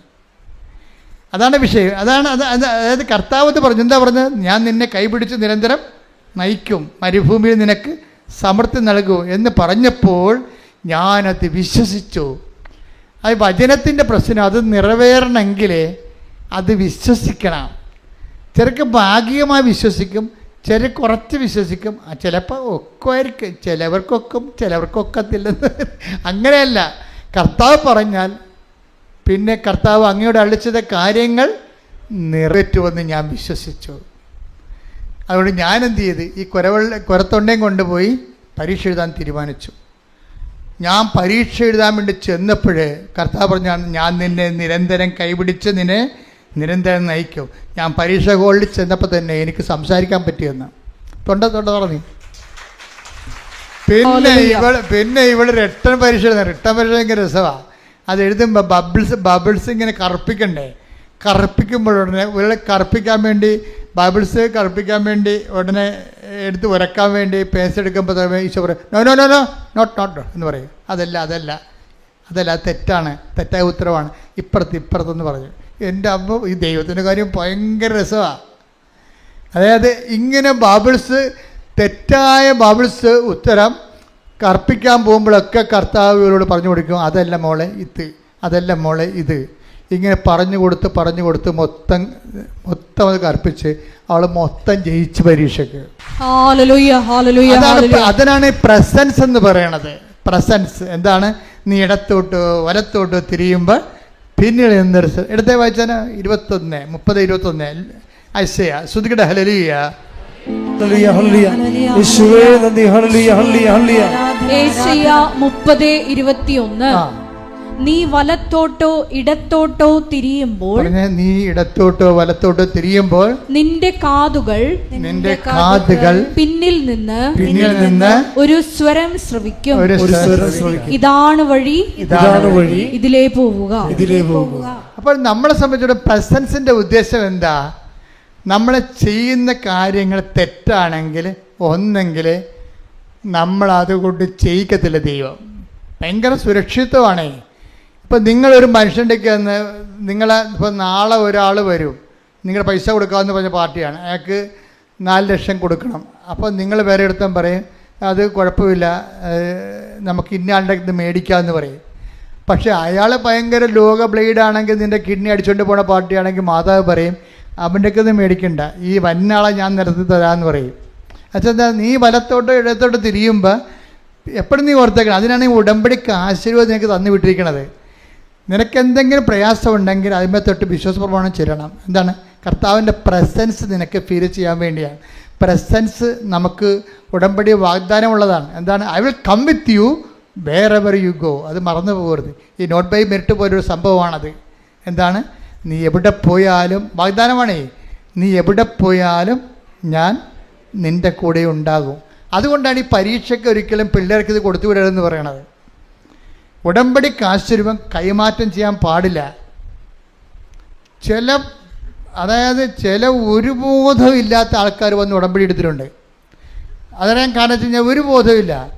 അവർ ചില ധ്യാനകേന്ദ്രങ്ങളിൽ, ഒരു ധ്യാനകേന്ദ്രം കേരളത്തിൽ അത്ര പ്രാധാന്യമുള്ള ധ്യാനകേന്ദ്രമല്ല, പക്ഷെ അവിടെയുള്ള ഒരു ശുശ്രൂഷകൻ്റെ പരിപാടി ഉടമ്പടിയുടെ കലിയാപുളിക്ക്. അതുകൊണ്ട് ഇവർ ട്രാപ്പ് ചെയ്ത് ഇവനെ ഉടമ്പടി അവർ ധ്യാനം കുടിച്ചിട്ട് ഇവരുടെ കയ്യിലുള്ള ഈ ഉടമ്പടി കാശുകൾ അടിച്ചു മാറ്റും. എന്നിട്ട് ഈ ബോധമില്ലാത്തത് കൊണ്ട് അവർക്ക് കൊടുത്തിട്ട് വീട്ടിൽ പോകും. നിങ്ങൾക്കറിയാമല്ലോ, നിങ്ങളുടെ ഉടമ്പടി കാശുരം കൈമാറും. അത്രയും നിങ്ങൾക്ക് ഉടമ്പടിയുമായിട്ട് ബന്ധമുള്ളെന്ന് ഉടമ്പടി എടുക്കാൻ വരുമ്പോൾ തന്നെ ദൈവത്തിനറിയാം. അതുകൊണ്ട് തന്നെ ആ വ്യക്തികൾ കൂടെ ദൈവം ഉണ്ടാകത്തില്ല ഒരിക്കലും. എന്താ കാര്യം? നിങ്ങൾക്ക് ആ പ്രസൻസിനെ കുറിച്ച് അറിയത്തില്ല. അതുകൊണ്ടാണ് വല്ല കണ്ടാമൃഗങ്ങൾ ചോദിക്കുമ്പോൾ അപ്പം തന്നെ അഴിച്ചു കൊടുക്കണതിൻ്റെ കാര്യമാണ്. അപ്പോൾ എപ്പോഴും നമ്മൾ ശ്രദ്ധിച്ചേക്കണം. ഇത് നമ്മുടെ കിടക്കയിലും ചിലർക്ക് പറയണേ, ചില പറയണേ ഞാൻ മരിക്കുമ്പോൾ എൻ്റെ പെട്ടിയിൽ ഇപ്പോൾ കാശുരൂപം ഉണ്ടാകുമെന്ന് പറയും.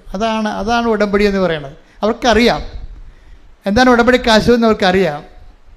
ഞാൻ മരിക്കുമ്പോൾ എൻ്റെ കൂടെ അമ്മയുടെ ഈ സാന്നിധ്യം, ഞാൻ അമ്മയുടെ ഉടമ്പടി ചെയ്ത് ജീവിച്ചിട്ടാണ് മരിക്കണത്. അതൊക്കെ കേൾക്കാൻ തന്നെ എന്തൊരു അഭിഷേകമാണ് ശരിക്കും. അത്രയും നമ്മുടെ ജീവിതത്തിൽ വിലപ്പിടിപ്പുള്ളതാണിത്.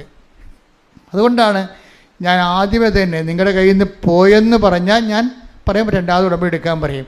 പക്ഷേ ഡാമേജ് ആയെന്ന് പറഞ്ഞാൽ പറയും അതിങ്ങോട്ട് തന്നാൽ മതി, പുതിയത് അതുപോലെ തന്നെ വെഞ്ചരിച്ച് തരും. എന്താ കാര്യം? അതിന് 5 പൈസ വാങ്ങിക്കത്തുമില്ല, അത് ഫ്രീ ആണ്. കാര്യം എന്താണ്? അതിന് നമുക്ക് പണം ഇത്രയെന്ന് പറയാൻ പറ്റത്തില്ല, അത്രയും മൂല്യമുള്ളതാണത്. അതുകൊണ്ടാണ് അത് മാത്രം നമ്മൾ പൈസയുമായി യാതൊരു ബന്ധമില്ല ആ സാധനത്തിന്. അത് വളരെ സൂക്ഷിച്ച് വേണം ഉടമ്പടി കാശുര്യങ്ങളും എൻ്റെ മക്കൾ കൈകാര്യം ചെയ്യാൻ. ശ്രദ്ധിക്കട്ടെ. Hallelujah, hallelujah, hallelujah, hallelujah. യേശുവേ ആരാധന, യേശുവേ ആരാധന. Hallelujah, hallelujah. മഹത്വം, മഹത്വം. പരമദിവ്യകാരുണ്യത്തിന് ആരാധനയും സ്തുതിയും പുകഴ്ചയും ഉണ്ടായിരിക്കട്ടെ. ഈ ഉടമ്പടി കാശുരൂപം പോലെ തന്നെ ശക്തമായൊരു പ്രതീകമാണ് മെനോറ വിളക്ക്. മെനോറ വിളക്ക് എന്ന് പറയുന്നത് എന്താണ്? ബൈബിളിലെ 7 തണ്ടുള്ള ഒരു സ്വർണ്ണത്തണ്ടയിൽ 7 കവരകളുള്ള ഒരു കോപ്പയിൽ തെളിഞ്ഞു നിൽക്കുന്ന ദീപത്തിനാണ് മെനോറ വിളക്കെന്ന് പറയുന്നത്. ഇത് വാഗ്ദാന പേടകത്തിൻ്റെ അരികിൽ വെക്കുന്നതാണ്, കർത്താവിൻ്റെ സാന്നിധ്യത്തിൻ്റെ പ്രതീകമായിട്ട്. ഇതിനെക്കുറിച്ച് വെടിപ്പായിരുന്ന ഒരു ഉടമ്പടി വെളിപ്പാട് ലഭിക്കുന്നത് സക്രിയായിക്കാണ്. സക്രിയ 4-ാം അധ്യായം 1 മുതലുള്ള വചനങ്ങൾ വായിച്ച്. സക്രിയ 4. എന്നോട് സംസാരിച്ച ദൂതൻ വീണ്ടും വന്ന് എന്നെ ഉറക്കത്തിൽ നിന്നെന്ന പോലെ ഉണർത്തി ചോദിച്ചു, നീ എന്തു കാണുന്നു? അപ്പോൾ ഇയാളൊരു സ്വപ്നം ദർശനം കണ്ടുകൊണ്ടിരിക്കുകയാണ്. അപ്പോൾ ദൂതൻ ഇവനോട് ചോദിക്കും, വാട്ട് യു ആർ സീയിങ്? എന്താണ് നീ ഇപ്പോൾ കണ്ടുകൊണ്ടിരിക്കുന്നത്? അപ്പോൾ സക്കറിയ പ്രവാചകനാണ്. ഞാൻ പറഞ്ഞു, സക്കറിയ പറഞ്ഞു, പൊന്നുകൊണ്ടുള്ള ഒരു വിളക്ക് തണ്ടിന്റെ മുകളിൽ ഒരു കോപ്പയും അതിൽ 7 ദീപങ്ങളും ഓരോന്നിനും മുകളിൽ 7 ദലങ്ങൾ കോപ്പയുടെ വലത്തും ഇടത്തും ഓരോ ഒലിവ് വൃക്ഷങ്ങള്. എന്നോട് സംസാരിച്ച ദൂതനോട് ഞാൻ ചോദിച്ചു, പ്രഭോ എന്താണിത്? ദൂതൻ പറഞ്ഞു, ഇത് എന്താണെന്ന് നിനക്കറിഞ്ഞുകൂടെ? ഇല്ല പ്രഭോ. ഞാൻ പറഞ്ഞു. അവൻ എന്നോട് പറഞ്ഞു, കർത്താവ് സെറുബാബേലിനോട് അരുൾ ചെയ്യുന്നു, സൈന്യബലത്താലല്ല കരബലത്താലുമല്ല എന്റെ ആത്മാവിനാലാണ് സൈന്യങ്ങളുടെ കർത്താവ് അരുൾ ചെയ്യുന്നു. അപ്പം ഇതിൻ്റെ വിഷയം എന്ന് പറയണത് ഈ മെനോറ വെളിച്ചത്തിൻ്റെ 7 ദീപങ്ങൾ, അത് യഹോവയുടെ 7 കണ്ണുകളാണ്. എന്ന് വെച്ച് കഴിഞ്ഞാൽ കണ്ണുണ്ടെന്നല്ല അർത്ഥം, എല്ലാം കാണുന്ന ആളാണ്. അപ്പം നീ ഇവിടെ വരുമ്പോൾ നിൻ്റെ ജീവിതത്തിൻ്റെ എല്ലാ കാലാവസ്ഥകളെയും ദൈവം കാണുന്നു എന്നുള്ളതാണ് ആ വിളക്ക് കത്തിക്കണത്. പക്ഷേ എപ്പോഴും ഓർത്തേക്കണം, എനിക്ക് എല്ലാത്തിനും ആഴമായ അർത്ഥങ്ങളാണ് ഉള്ളത്. വിളക്ക് തെളിക്കുമ്പോൾ തന്നെ ഓർക്കുക, അത് ദൈവത്തിൻ്റെ കണ്ണ് പോലെയാണ്. നിൻ്റെ ജീവിതത്തിൻ്റെ അകവും പുറവും നിൻ്റെ മരണം വരെ നിത്യത വരെ ദൈവം കാണുന്നതിൻ്റെ മുമ്പിലാണ് നീ ഉടമ്പടി ചെയ്യാൻ പോകുന്നത്. ക്ലിയർ അല്ലേ? എന്നിട്ട് പറയുന്നത്, കർത്താവ് സെറുബാബേലിനോട് അരുളി ചെയ്തു. എന്താണ്? സൈന്യബലത്താലല്ല, കരബലത്താലല്ല, പിന്നെന്താ? എൻ്റെ ആത്മാവിനാലാണെന്ന്. Not by merit but by grace. അതാണ് കഴിവ് കൊണ്ടല്ല, സൈന്യങ്ങളുടെ ബലം കൊണ്ടല്ല, പിന്നെന്താണ്? എൻ്റെ ആത്മാവിന്. അതായത് നീ ഇവിടെ കയറി വരുമ്പോൾ തന്നെ നിന്നോട് പറയുന്നത് എന്താണ്? രണ്ട് ഒലിവ് മരങ്ങളെന്നാണ് പറയണത്. അത് പഴയ നിയമത്തിൽ ഒലിവ് മരമാണ്, പക്ഷെ നമ്മുടെ മരിയൻ ഉടമ്പടിയല്ലേ. പഴയ നിയമത്തിലെ ഒലിവ് മരങ്ങളെന്ന് പറഞ്ഞാൽ ഒന്ന് ജോഷുവായും ഒന്ന് സെറുബാബേലുമാണ്. ഇപ്പം ഈ മെനോറ ലൈറ്റിൻ്റെ അപ്പുറത്തും ഇപ്പുറത്തും രണ്ട് ഒലിവ് മരങ്ങൾ നിൽക്കണില്ലേ? അത് പഴയ നിയമത്തിൽ ആ ഒലിവ് മരങ്ങളെ കാണിച്ചിരിക്കുന്നത് ഒന്ന് ജോഷുവയാണ്. എന്നുവെച്ചാൽ ജോഷുവയാണ് വാഗ്ദാന പേടകത്തിൽ മോസസ് പോയാലും പോകാതെ കർത്താവിൻ്റെ കൂടെ ഇരിക്കുന്ന ആളാണ് ജോഷുവ. ആധ്യാത്മിക നിറവിൻ്റെ ആളുരൂപമായിട്ടാണ് പഴയ നിയമത്തിൽ ജോഷുവയെ അവതരിപ്പിക്കുന്നത്. അഭിഷിക്തൻ, അതായത് രണ്ട് അഭിഷിക്തനാണെന്ന് വെച്ചാൽ എണ്ണ കൊണ്ട് കർത്താവിൻ്റെ ശക്തി നേടിയ ആളാണ്. അതാണ് എണ്ണ കൊണ്ട് ശക്തി നേടുകയാണ്. നീ ഇവിടെ ചെയ്യണത് എന്താണ്? നിൻ്റെ കയ്യിലുള്ള എണ്ണ എടുത്തിട്ട് അവിടെ ആ ദീപം തെളിക്കും. ഈ ദീപത്തിൻ്റെ അപ്പുറത്തും ഇപ്പുറത്തുമാണ് രണ്ട് എണ്ണ കൊണ്ട് ശക്തി നേടിയ ആൾക്കാർ നിൽക്കണത്. എന്തൊക്കെയാണ്? അഭിഷിക്തരെന്നാണ് വിളിക്കണത്. അഭിഷിക്തർ ഒന്ന് ജോഷുവയാണ്, ആധ്യാത്മിക ബലം നേടുന്നയാളാണ്. എണ്ണ കൊണ്ട് ആധ്യാത്മിക ബലം. ജോഷുവയെ മോസസ് അഭിഷേകം ചെയ്യുമ്പോൾ എണ്ണ കൊണ്ട് അവൻ ആധ്യാത്മിക ബലം നേടുകയാണ്. ഉടമ്പടിയോടുകൂടി നീ ആധ്യാത്മിക ബലം നേടുമെന്നാണ് നിന്നോട് പറയണത്. മനസ്സിലായ? രണ്ടാമത്തെ എന്താണ്? സെറുബാബേലാണ്. ഈ സെറുബാബേൽ ആരാണ് ശരിക്കും പറഞ്ഞാൽ? സെറുബാബേൽ എന്ന് പറയണത് ശരിക്കും ഇദ്ദേഹം ജനിക്കണത് ബാബിലോണിലാണ്. നബൂഖദ്നേസറിൻ്റെ കാലത്ത് ഈ ഇസ്രായേൽക്കാരെ മുഴുവനും നശിപ്പിച്ച് തോൽപ്പിച്ച് പിടിച്ചുകൊണ്ട് പോകും. യൂദയ രാജ്യം യോവാക്കീമിൻ്റെ കാലത്ത് തീരും. യൂദയ അസ്തമിക്കും. യൂദയ അസ്തമിച്ച് കഴിയുമ്പോൾ അവിടുത്തെ ആൾക്കാരൊക്കെ ഇവർ പിടിച്ചുകൊണ്ട് ബാബിലോണിൽ കൊണ്ടുപോകും. ബാബിലോണിൽ വെച്ച് യോവാക്കിൻ രാജാവിൻ്റെ പേരക്കിടാവായിട്ടാണ് ഈ സെറുബാബേൽ ജനിക്കണത്. സെറുബാബേലാണ് ഇവരെ മടക്കിക്കൊണ്ട് വരണത്. അതാണ് സെറുബാബേലിനെ കാണിക്കണത്. സക്കറിയായുടെ ദർശനമാണ്. സെറുബാബേൽ ഈ ക്യാപ്റ്റിവിറ്റിയിൽ, അതായത് ബാബിലോൺ വിപ്രവാസത്തിൽ പോയ മുഴുവനും ജനതയെ യഹോവയുടെ നാമത്തിൽ തിരിച്ചു വിളിച്ചുകൊണ്ട് വരണതാണ്. തിരിച്ചു വിളിച്ചുകൊണ്ട് ജെറുസലേമിൽ കൊണ്ടുവന്നിട്ട് പുതിയ ദേവാലയം പണിയണത് ആരാണ്? സെറുബാബേലാണ്. അതാണ് കർത്താവ് സെറുബാബേലിനോട് പറഞ്ഞു, നീ എല്ലാം പണിയും, നീ എല്ലാം നഷ്ടപ്പെടല്ല, നീ തിരികെ കൊണ്ടുവരും. അതെന്താണ്?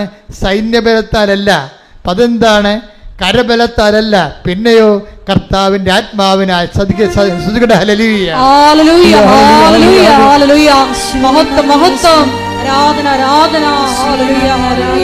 പരമദിവ്യകാരണത്തിന് ആരാധനയും സ്തുതിയും പുകഴ്ചയും ഉണ്ടായിരിക്കട്ടെ. അപ്പൊ ഈ പഴയ നിയമത്തിന്റെ പുതിയ അപ്ഡേഷൻസ് ആയിട്ടുള്ള മരിയൻ ഉടമ്പടി വരുമ്പോൾ ഈ ഒലിവ് മരങ്ങൾ മാറും. എന്താണ്? ജോഷുവയ്ക്ക് പകരമാണ് അമ്മ വരണത്, സെറുബാബേലിന് പകരമാണ് ഈശോ വരണത്. അതാണ് നിങ്ങളുടെ എല്ലാ വിഷയങ്ങളും ഞാൻ ആദ്യം കൊണ്ടുപോയി അമ്മയെടുത്ത് കൊടുത്തിട്ട് പിന്നെ ഈശോ എടുത്ത് കൊടുക്കും. എന്താ പറയണത്? ഇനി മുന്നോട്ട് പോയിക്കൊള്ളൂ. വർക്ക് ചെയ്യാൻ പോണത് നിങ്ങളുടെ ബലത്താലല്ല, not by merit but by grace. ഒരു ബ്ലെസ്സിങ് ചെയ്ത് കൊടുക്കും. 5 മിനിറ്റ് പോലും എടുക്കത്തില്ല.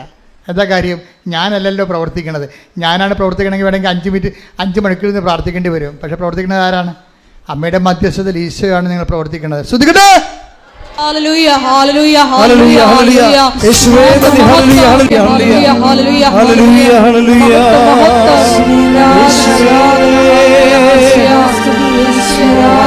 ഹല്ലേലൂയ ഹല്ലേലൂയ ഹല്ലേലൂയ ഹല്ലേലൂയ യേശുവേ ആരാധന ആരാധന ആരാധന യേശുവേ നന്ദി. മഹത്വം മഹത്വം ഹല്ലേലൂയ ഹല്ലേലൂയ ഹല്ലേലൂയ യേശുവേ നന്ദി നന്ദി ഹല്ലേലൂയ ഹല്ലേലൂയ ഹല്ലേലൂയ ഹല്ലേലൂയ യേശുവേ സ്തുതി. ഹല്ലേലൂയ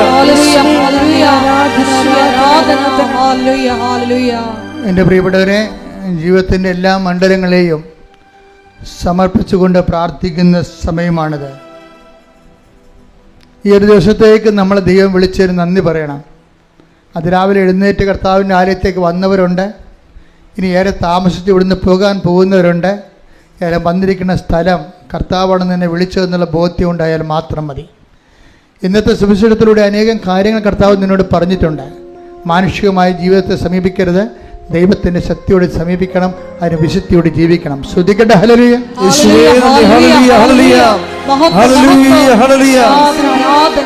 വിശുദ്ധ പരമദിവ്യകാരുണ്യത്തിന് ആരാധനയും സ്തുതിയും പുകഴ്ചയും ഉണ്ടായിരിക്കട്ടെ. എൻ്റെ പ്രിയപ്പെട്ടവരെ, കർത്താവിൻ്റെ അനുഗ്രഹം അടിപ്പട പോലെ പൈതാക്കാലം പോലെ ദൈവികമായ ശക്തി ആരാധന നിമിഷം നമ്മുടെയൊക്കെ ആവശ്യിക്കുന്ന സമയമാണ്. ഇവിടെ തീർത്ഥാടനത്തിലുള്ളവരും അകലെ ഉടമ്പടിയിൽ ഓൺലൈനിലുള്ളവരും ജാഗ്രതയോടെ ഈ ആരാധനയിൽ പങ്കെടുക്കേണ്ടതാണ്. കൈകളെ ഇടതുനെഞ്ചിൽ വെച്ചിട്ട് വലത് കരങ്ങൾ ശിരസിൽ വെച്ചുകൊണ്ട് നമുക്ക് സൗഖ്യത്തിനായി പ്രാർത്ഥിക്കാം. വിവിധങ്ങളായ രോഗങ്ങൾ, ഇതൊരു അസുലഭമായൊരു സമയമാണ്. കർത്താവ് എന്നോട് പറഞ്ഞതുപോലെ, എൻ്റെ മനസ്സിൽ തോന്നിച്ചതുപോലെയാണ് നിന്നോട് ഞാൻ പറഞ്ഞിരിക്കുന്നത്. ഇടത് നെഞ്ചിലും വലത് കരം നിൻ്റെ ശിരസ്സിലും, നിൻ്റെ മുഴുവൻ ശരീരം, ഇവിടെയുള്ളവരും ഓൺലൈനിലുള്ളവരും ഈ സമയത്ത് ഏകാഗ്രതയോടെ പ്രാർത്ഥിക്കണം. നീ കർത്താവിൻ്റെ തിരുസന്നിധിയിലേക്ക് നീ വിളിക്കപ്പെട്ടിരിക്കുകയാണ്. അത് നീ സ്വന്തം ഇഷ്ടപ്രകാരം വന്നതല്ല, മറിച്ച് നിന്നോടുള്ള സ്നേഹത്താൽ നിന്റെ ദൈവം തൻ്റെ അടുത്തേക്ക് നിന്നെ വിളിച്ചതാണ്. പരിശുദ്ധ ദൈവമാതാവിൻ്റെ മാധ്യസ്ഥത്തിലാണ് നിന്നെ വിളിച്ചിരിക്കുന്നത്.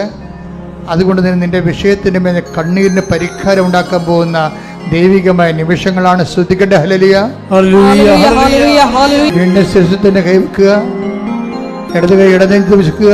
കർത്താവിൻ്റെ അനുഗ്രഹം ചൊരിയുന്ന സമയമാണ്. അമ്മേ, പരിശുദ്ധ അമ്മേ, ദേവമാതാവേ, അമ്മയുടെ മധ്യസ്ഥത്തിൽ ഉടമ്പടി എടുത്ത മക്കള്, ഉടമ്പടി എടുക്കാൻ പോകുന്ന മക്കള്, ഉടമ്പടി ജീവിക്കുന്ന മക്കള്, കണ്ണുനീരോടെ കർത്താവിൻ്റെ ദിവസം ആരാധനയ്ക്ക് പ്രാർത്ഥിക്കുന്ന അമ്മേ, ഓരോ മകനെയും മകളെയും തൊടുന്നതിന് വേണ്ടി അവർക്ക് വേണ്ടി മധ്യസ്ഥം വഹിക്കണമേ. അടിപ്പട പോലെ വൈദാഘാതം പോലെ ദൈവികമായ ശക്തി ഈ നിമിഷം മക്കളിലേക്ക് ഇടിച്ചിറങ്ങട്ടെ.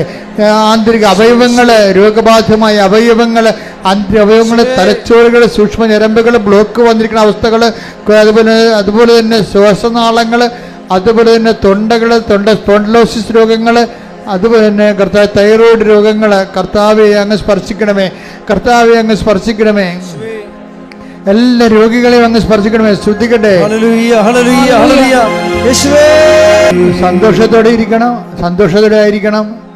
കർത്താവ് നിന്നെ പ്രവർത്തിക്കുന്ന ഒരു സമയമാണ്. അനേകം സാക്ഷ്യങ്ങൾ ഇനിമുതൽ നിനക്ക് പറയാൻ പറ്റും. ഇന്നത്തെ ഒറ്റ പ്രാർത്ഥന കാരണം ചുണ്ട് തടിക്കുകയും ചുണ്ടിന് അലർജി ഉണ്ടാവുകയും ചുണ്ടിന് ചൊരുകയും ചെയ്യുന്ന വ്യക്തികൾ കർത്താവ് സ്പർശിക്കുന്നുണ്ട്. മൂക്ക് അടഞ്ഞു പോയത്, മൂക്ക് ദശ വളരുന്നതുമായിട്ടുള്ള വ്യക്തികളെ, കുഞ്ഞുങ്ങളെ കർത്താവ് സ്പർശിക്കുന്നുണ്ട്.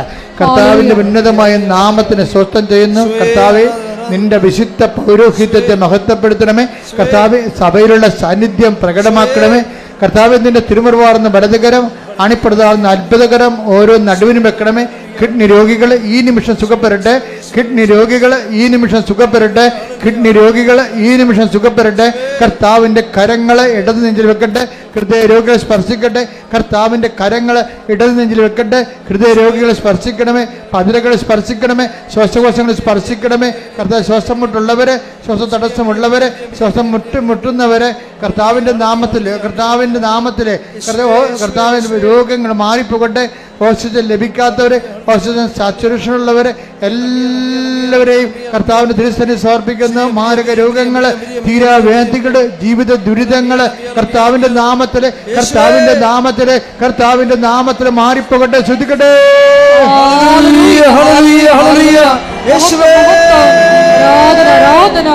ഇടത് കൈ വയറിൽ വെച്ചുകൊണ്ട് വലത് കരം നടുവിൽ വെച്ചുകൊണ്ട് കർത്താവിന്റെ തിരുസേന സ്തുതിക്കട്ടെ.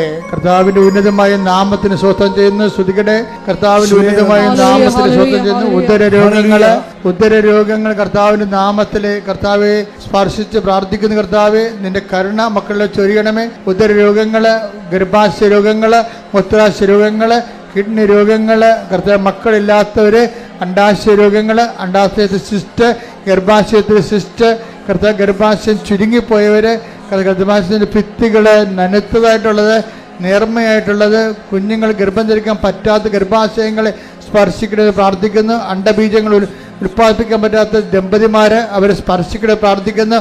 എൻ്റെ കർത്താവിൻ്റെ ഉന്നതമായ നാമത്തിൽ, സഭയുടെ അധികാരത്തിൽ, കുരിശിൻ്റെ അടയാളത്തിൽ, ദൈവികമായ ശക്തിയാൽ മാരക രോഗങ്ങൾ, തീരാവേദികൾ യേശുവിൻ്റെ നാമത്തിൽ, യേശുവിൻ്റെ നാമത്തിൽ, യേശുവിൻ്റെ നാമത്തിൽ മാറിപ്പോകട്ടെ. ശ്രുതിയുടെ ഹല്ലേലൂയ, ഹല്ലേലൂയ, ഹല്ലേലൂയ, യേശുവേ നന്ദി. ഹല്ലേലൂയ, ഹല്ലേലൂയ, ആരാധന, ഹല്ലേലൂയ, ഹല്ലേലൂയ, യേശുവേ ആരാധന. ഒരു വാക്കുമതി എനിക്കതു മതി, ഒരു വാക്കുമതി എനിക്കതു മതി. എൻ്റെ പ്രിയപ്പെട്ടവരെ, കയ്യിൽ രണ്ട് നെഞ്ചത്ത് വെച്ചുകൊണ്ട് നിങ്ങളുടെ ഉടമ്പടിയിൽ വെച്ചിരിക്കുന്ന അഭിഷേകത്തിൻ്റെ മേൽ ദൈവിക തീരുമാനം ഉണ്ടാകാൻ വേണ്ടി പ്രാർത്ഥിക്കേണ്ട സമയമാണ്. ഉടമ്പടി എടുത്തിട്ടില്ലാത്തവർ അവരുടെ ജീവിതാവസ്ഥകളെ ഇപ്പോൾ സമർപ്പിച്ച് പ്രാർത്ഥിക്കേണ്ടതാണ്. ജോലിയില്ലാത്തവർ, വീടില്ലാത്തവർ, വീട്ടിലേക്ക് വഴിയില്ലാത്തവർ, സർട്ടിഫിക്കറ്റുകളിൽ വിത്ത് ഹെൽഡായി പോയിട്ടുള്ളവർ, പരീക്ഷയ്ക്ക് ഒരുങ്ങുന്നവർ, പരീക്ഷ കഴിഞ്ഞവർ, തൊക്കൊന്ന് ഭീതിയുള്ളവർ, ജയിക്കാൻ വേണ്ടി കണ്ണീരോടെ പ്രാർത്ഥിക്കുന്നവർ, എല്ലാവരെയും വ്യത്യസ്തങ്ങളായ വിദേശ ജോലികൾക്ക് വേണ്ടിയുള്ള പരിശ്രമങ്ങളിലെ ഓരോരോ ഘട്ടങ്ങളിലെ ഹെൽഡപ്പായി പോയിട്ടുള്ളവരെ ഈ സമയത്ത് സമർപ്പിച്ച് പ്രാർത്ഥിക്കുന്ന. വീട്, ജോലി, സ്ഥലങ്ങൾ, സ്ഥലസംബന്ധ വിഷയങ്ങൾ, വിവാഹം, മക്കളില്ലാത്ത അവസ്ഥകൾ, എല്ലാ വിഷയങ്ങളും സമർപ്പിച്ചുകൊണ്ട് പ്രാർത്ഥിക്കട്ടെ. ഇട്ടുമുഴക്കുമ്പോൾ സ്തുതിക്കട്ടെ. ഹല്ലേലൂയ, ഹല്ലേലൂയ, ഹല്ലേലൂയ, ഹല്ലേലൂയ, യേശുവേ നന്ദി. ഹല്ലേലൂയ, ഹല്ലേലൂയ, ആരാധന, ആരാധന, ഹല്ലേലൂയ, ഹല്ലേലൂയ, യേശുവേ ആരാധന, യേശുവേ hallelujah, hallelujah, hallelujah, hallelujah, hallelujah. ആരാധന, ആരാധന. പരമദിവ്യകാരുണ്യത്തിന് നേരവും ആരാധനയും സ്തുതിയും പുകഴ്ചയും ഉണ്ടായിരിക്കട്ടെ. പരിശുദ്ധ പരമദിവ്യകാരുണ്യത്തിന് നേരവും ആരാധനയും സ്തുതിയും പുകഴ്ചയും ഉണ്ടായിരിക്കട്ടെ. മുട്ടേ നിൽക്കുക. മൗനമായി പ്രാർത്ഥിക്കേണ്ട സമയമാണ്. കർത്തൃതിരുസന്നിധിയിൽ മൗനമായി പ്രാർത്ഥിക്കുക. ഏതെങ്കിലും വിഷയങ്ങൾ പ്രത്യേകിച്ചുണ്ടെങ്കിൽ ഇപ്പോഴും പ്രാർത്ഥിക്കേണ്ട സമയമാണ്.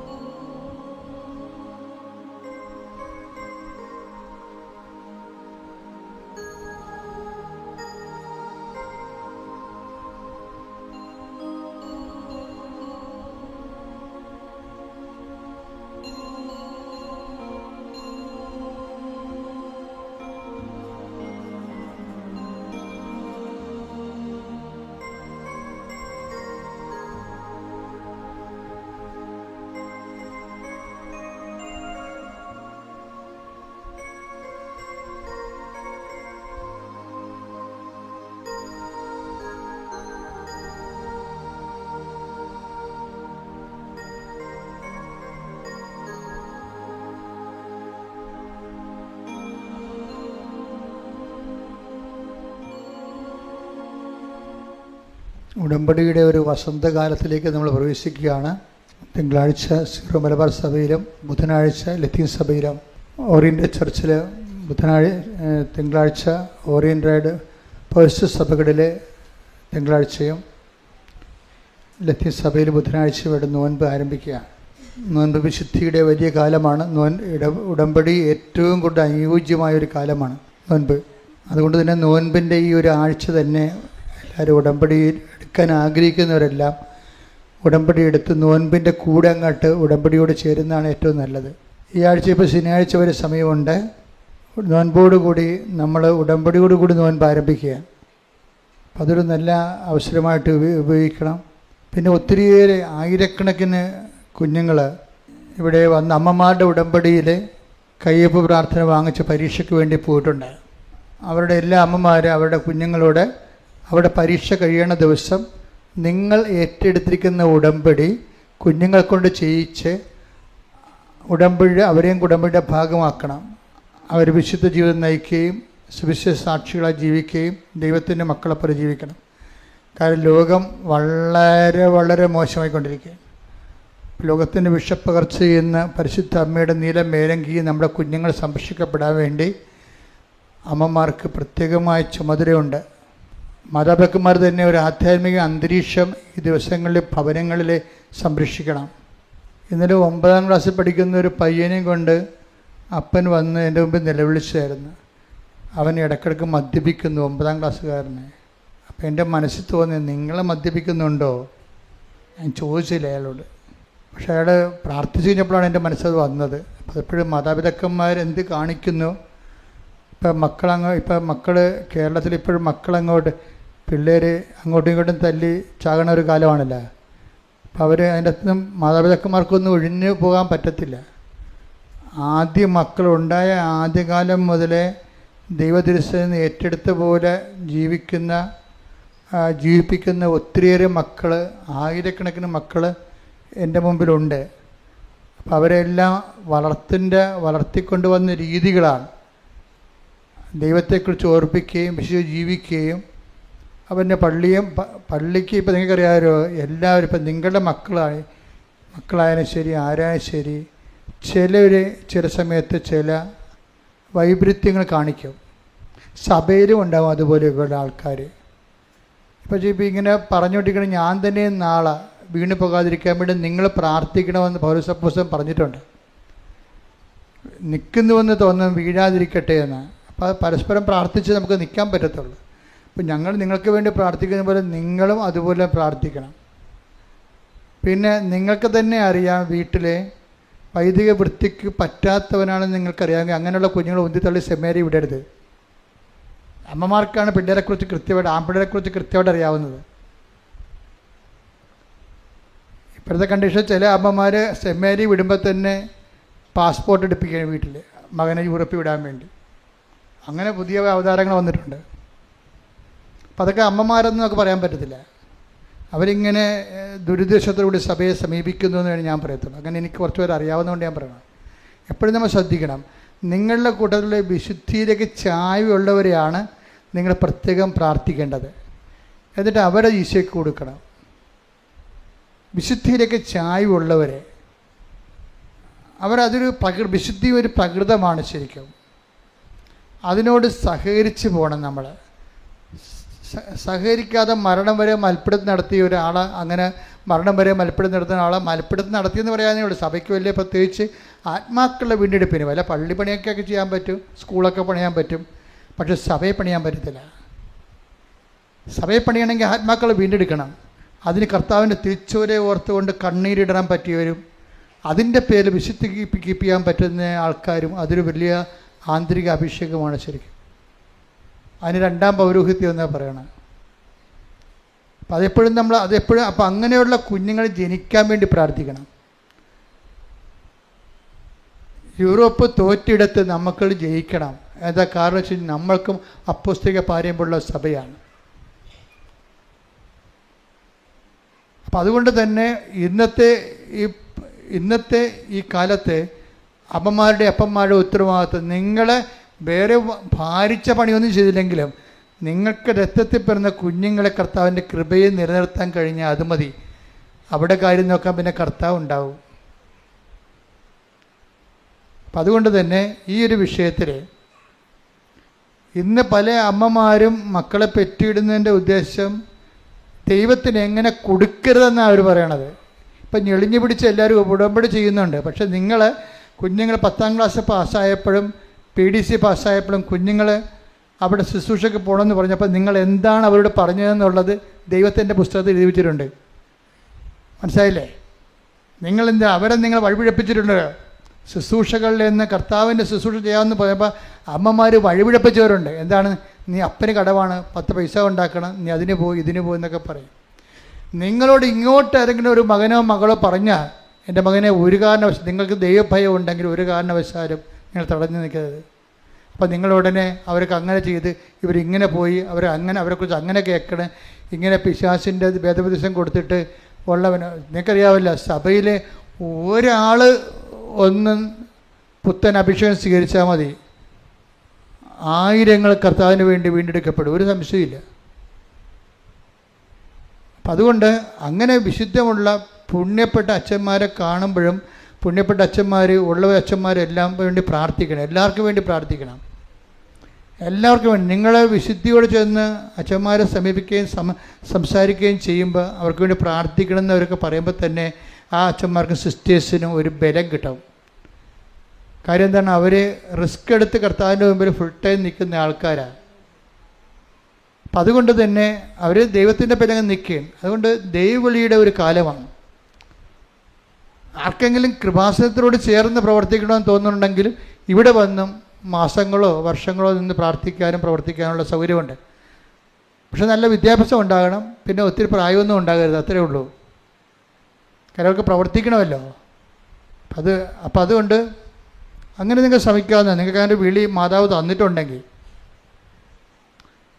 അപ്പോൾ നല്ലൊരു കാലമാണ് വരണത്, ദൈവത്തിൻ്റെ കൃപ. എൻ്റെ മക്കളെ എന്താ അച്ഛൻ ഇങ്ങനെ പറഞ്ഞു വെച്ച് കഴിഞ്ഞാൽ, അപമാതാവിനെ നേരെ കണ്ട ആളാണ് ഞാൻ. അപ്പോൾ വിശ്വാസത്തിൽ എന്തിലാണ് നമ്മൾ അഭയം പ്രാപിച്ചിരിക്കുന്നത് നമുക്കറിയാം.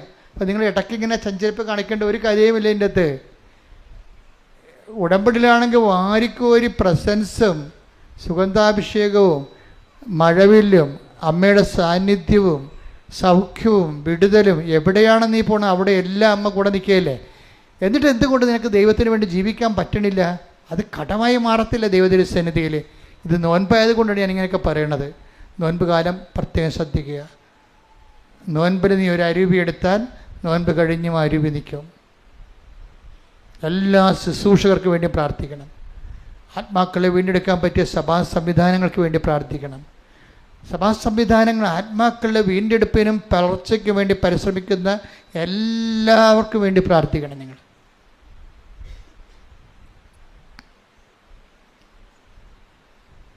ഇത് ഇന്ന് ഈ ചൊവ്വാഴ്ച ഈ ധ്യാനം നിങ്ങൾക്ക് അപ്പ് ചെയ്യുമ്പോൾ തന്നെ എൻ്റെ മക്കൾ പല പ്രാവശ്യം കേൾക്കുകയും, പിന്നെ എല്ലാ ദിവസവും ഡെയിലി ബ്രെഡുണ്ട്. ഡെയിലി ബ്രെഡിലൂടെയും കർത്താവ് അനേകം മക്കളെ നയിക്കുകയും ശക്തിപ്പെടുത്തുകയും ചെയ്യുന്നുണ്ട്. രാവിലെ ചിലപ്പോൾ പ്രത്യക്ഷയുടെ പ്രാർത്ഥനയ്ക്ക് ചെറിയൊരു ചേഞ്ച് ഉണ്ടാകും. സഭ അത് ഏറ്റെടുക്കുന്ന, പഠനം ഏറ്റെടുക്കുന്ന ഒരു സ്ഥിതിക്ക് ചേഞ്ച് ചെയ്യാൻ എന്നോട് പറഞ്ഞിട്ടുണ്ട്. അപ്പം അതുകൊണ്ട് ആ വിഷയത്തിൽ പ്രത്യക്ഷ പ്രാർത്ഥനയ്ക്ക് അതായത് ഈ ഡെയിലി ബ്രെഡിൻ്റെ പ്രാർത്ഥനയ്ക്ക് മാറ്റം ഉണ്ടാകും. ചെറിയ മാറ്റം ഉണ്ടാകത്തുള്ളൂ. പിന്നെ ശ്രദ്ധിക്കേണ്ട കാര്യം, ഇവിടെ വരുമ്പോൾ ഈ സാമ്പത്തിക വിഷയം ഭയങ്കരമായിട്ട് ശ്രദ്ധിക്കണം. പലരും കംപ്ലൈൻറ്റ് ചെയ്യുന്നുണ്ട്, ഞങ്ങൾ കാശ് കൊണ്ടുവന്ന് ആ ബ്രദറിന് കൊടുത്തു, ഈ ബ്രദറിന് കൊടുത്തു. ചെറിയ കംപ്ലൈൻറ്റ് എഴുതി തന്നിട്ടുണ്ട്. അങ്ങനെ കൃപാസനത്തെക്കുറിച്ച് കേൾക്കാൻ ഞാൻ ആഗ്രഹിക്കുന്നില്ല. കാരണം ഞാൻ നിങ്ങളുടെ മുമ്പിലും കാശ് വാങ്ങിക്കാത്തതിനും ചോദിക്കാത്തതിനായിട്ട് എനിക്ക് നിൽക്കുകയല്ലേ. അപ്പോൾ ഇവിടെ ഉള്ളവരങ്ങനെ ചോദിക്കരുത്. ചോദിക്കുന്നുണ്ടെങ്കിൽ അവർ ഇവിടെ ഉള്ളവരല്ലെന്ന് മനസ്സിലാക്കണം. ആരെങ്കിലും ബ്രദർമാർ, ഇത് പഴയ ഓൾഡ് സ്റ്റോക്കൊക്കെ ഉണ്ടേ, അപ്പോൾ ആരെങ്കിലും ബ്രദർ നവീകരിക്കപ്പെടാത്തവരുണ്ടാവും പഴയ പ്രവർത്തകരിൽ. അപ്പോൾ ആരെങ്കിലും ഈ പണസംബന്ധമായ കാര്യങ്ങൾ നിങ്ങളുമായിട്ട് ഇടപെടുകയാണെന്നുണ്ടെങ്കിൽ ഓർക്കുക, അവർ കൃപാസനത്തിൻ്റെ അരുവിയുള്ളവരല്ല. അവർ ഇന്ന വയറ്റിപ്പഴപ്പിന് വേണ്ടി, സ്വന്തം കാര്യത്തിന് വേണ്ടി അങ്ങനെ കൃപാസനത്തെ ദുർവിനിയോഗിക്കുന്നവരാണ്. നിങ്ങളുടെ ഫോൺ നമ്പർ ചോദിക്കുക, നിങ്ങളുമായിട്ട് പിന്നീട് അച്ഛനറിയാതെ കോണ്ടാക്റ്റ് ചെയ്യുക. അതിനൊന്നും അച്ഛൻ ഉത്തരവാദിയല്ല കേട്ടോ. ഇത് ഇവിടെ ഒരു ബ്രദർമാരും ഇല്ല, ആരുമില്ല, അങ്ങനെയില്ല. എപ്പോഴും നമ്മൾ ശ്രദ്ധിക്കണം. അപ്പോൾ ഈ രണ്ടാമത്തെ വിഷയം, നിങ്ങൾ ഇവിടെ തിരി കൊടുക്കുന്നവരില്ലേ, അവരുടെ വയറ്റിപ്പഴപ്പായിട്ട് അവർ ചെയ്യുന്ന കാര്യങ്ങളാണ്. എനിക്ക് ആൾക്കാർക്ക് കഞ്ഞി വെച്ച് പോകണം, എനിക്ക് ഭയങ്കര സന്തോഷമാണ്. കൃപാസനം കൊണ്ട് 10 പേര് കഞ്ഞി വെച്ച് പോയാൽ അത്രയും എനിക്ക് സന്തോഷമായിരിക്കും. പക്ഷേ കള്ളത്തരം പറയരുത്. ഈ ഉടമ്പടി തിരി എന്ന് പറയുന്നത് ഇവിടെ മാത്രം കൊടുക്കുന്നതാണ്. അത് പല പ്രാവശ്യം വ്യഞ്ചരിച്ചിട്ട് വളരെ തീക്ഷ്ണമായി ആ ഉദ്ദേശം നിറവേറാൻ വേണ്ടിയാണ് ആ തിരിയുടെ കളർ മാറ്റി അമ്മ ഉടമ്പടി പ്രകാരമാണ് പച്ച നീലമാക്കിയിരിക്കുന്നത്. ആ തിരി ഉടമ്പടി തിരിയാണെന്ന് പറഞ്ഞ് പുറത്ത് വിൽക്കുന്നത് വഞ്ചനയും കള്ളത്തരമാണത്. അപ്പം അത് നിങ്ങൾ തിരിച്ചറിയണം. അങ്ങനെയുള്ള ഒരാളെ മനസ്സിലാക്കണം. നിങ്ങൾ അവർ വിൽക്കുക എടുക്കുക ചെയ്യരുത്, പക്ഷെ അത് അച്ഛൻ വെഞ്ചരിച്ചാണെന്ന് പറയരുത്. അതാണ് ഇവിടുത്തെ പ്രശ്നം. തിരിച്ച് ചിലവാകാൻ വേണ്ടി കൃപാസനം വെഞ്ചരിച്ചാണെന്ന് പറയുമ്പോൾ ആൾക്കാർ സംശയിക്കുന്നത് എന്താണ്? ഉടമ്പടി തിരിയാണെന്നല്ലേ. അപ്പോൾ ഇതുപോലെയുള്ള കള്ളത്തരങ്ങൾ പറയുന്നതല്ലേ ചെയ്യണം. അപ്പോൾ ദൈവത്തിനെതിരായിട്ടുള്ള പാപമാണ്. അപ്പം നിങ്ങളത് മനസ്സിലാക്കിയാൽ മതി. പുറത്ത് വിൽക്കുക മേടിക്കുക കഞ്ഞി വെക്കുക നല്ല കാര്യമാണ്. ആൾക്കാർ ഒരു ദിവസം ഒരു വീട്ടിൽ അടപ്പ് പോകുകയാണെന്ന് കേട്ട് കഴിഞ്ഞാൽ കൃപാസനം കൊണ്ടാണെങ്കിൽ അത് ഭയങ്കര സന്തോഷമുള്ള കാര്യമാണ്. അതേസമയം തന്നെ കൃപാസനത്തിൻ്റെ ചൈതന്യം കളയണ രീതിയിൽ പുറത്ത് അങ്ങനെ പെരുമാറുന്നത് നമ്മളൊരിക്കലും പ്രൊമോട്ട് ചെയ്യരുത്. അത് മനസ്സിലാക്കണം. വെഞ്ചരിച്ച തിരി, ഉടമ്പടിയുള്ള തിരികൾ, വെഞ്ചരിച്ച തിരിയും വെഞ്ചരിച്ച തിരുവസ്തുക്കളും എല്ലാം കൃപാസനത്തിനകത്ത് മാത്രമേ ലഭിക്കത്തുള്ളൂ, കൗണ്ടറിൽ മാത്രമേ. എല്ലാവരും എഴുന്നേൽക്കുക. സമാപനാശീർവാദം. ഒരിക്കൽ കൂടി മരിയൻ ഉടമ്പടിയിൽ സമർപ്പിച്ചിരിക്കുന്ന എല്ലാ വിഷയങ്ങളും ദൈവമാതാവിൻ്റെ മധ്യസ്ഥയിൽ ദിവ്യകാരുണ്യ സന്നിധിയിൽ സമർപ്പിച്ച് ഒരു നിമിഷം നമുക്ക് മൗനമായിട്ട് പ്രാർത്ഥിക്കാം. സക്രിയ 4:6 തിരുവചനം അനുസരിച്ച് സൈന്യബലത്താലുമല്ല കരബലത്താലുമല്ല കർത്താവിൻ്റെ ആത്മാവ് പ്രവർത്തിച്ചിട്ടാണ് നമ്മുടെ ഓരോരോ ഉടമ്പടി വിഷയങ്ങളും ഏറ്റെടുക്കപ്പെടുന്നത് എന്ന് തിരുവചനത്തിലൂടെ വെളിപ്പെട്ടതുപോലെ ഉടമ്പടി നിബന്ധനകൾ വിശ്വസ്താപൂർവം പാലിച്ചുകൊണ്ട് നമ്മളെ തന്നെ എളിമപ്പെടുത്തി മരുഭൂമിയിലും നിനക്ക് സമൃദ്ധി നൽകുന്ന കർത്താവിനാൽ നിരന്തരം നയിക്കപ്പെടുന്ന വ്യക്തികളാകുവാനുള്ള വലിയ അഭിഷേകം സ്വീകരിക്കുവാൻ നമ്മളെ തന്നെ ഒരുക്കിക്കൊണ്ട് ശിരസ് നമിച്ച് നമുക്ക് ദിവ്യകാരുണ്യ ആശീർവാദം സ്വീകരിക്കാം. ഹല്ലേലൂയ, ഹല്ലേലൂയ, മഹത്വം. യേശുവേ നന്ദി. Hallelujah, hallelujah. എല്ലാവരും മുട്ടിൽ നിന്ന് ദിവ്യകാരുണ്യനാഥന്റെ ആശീർവാദം സ്വീകരിക്കുക. Hallelujah, hallelujah, hallelujah, hallelujah, hallelujah. ആരാധന, ആരാധന, ആരാധന. യേശുവേ ഹല്ലേലൂയ, ഹല്ലേലൂയ.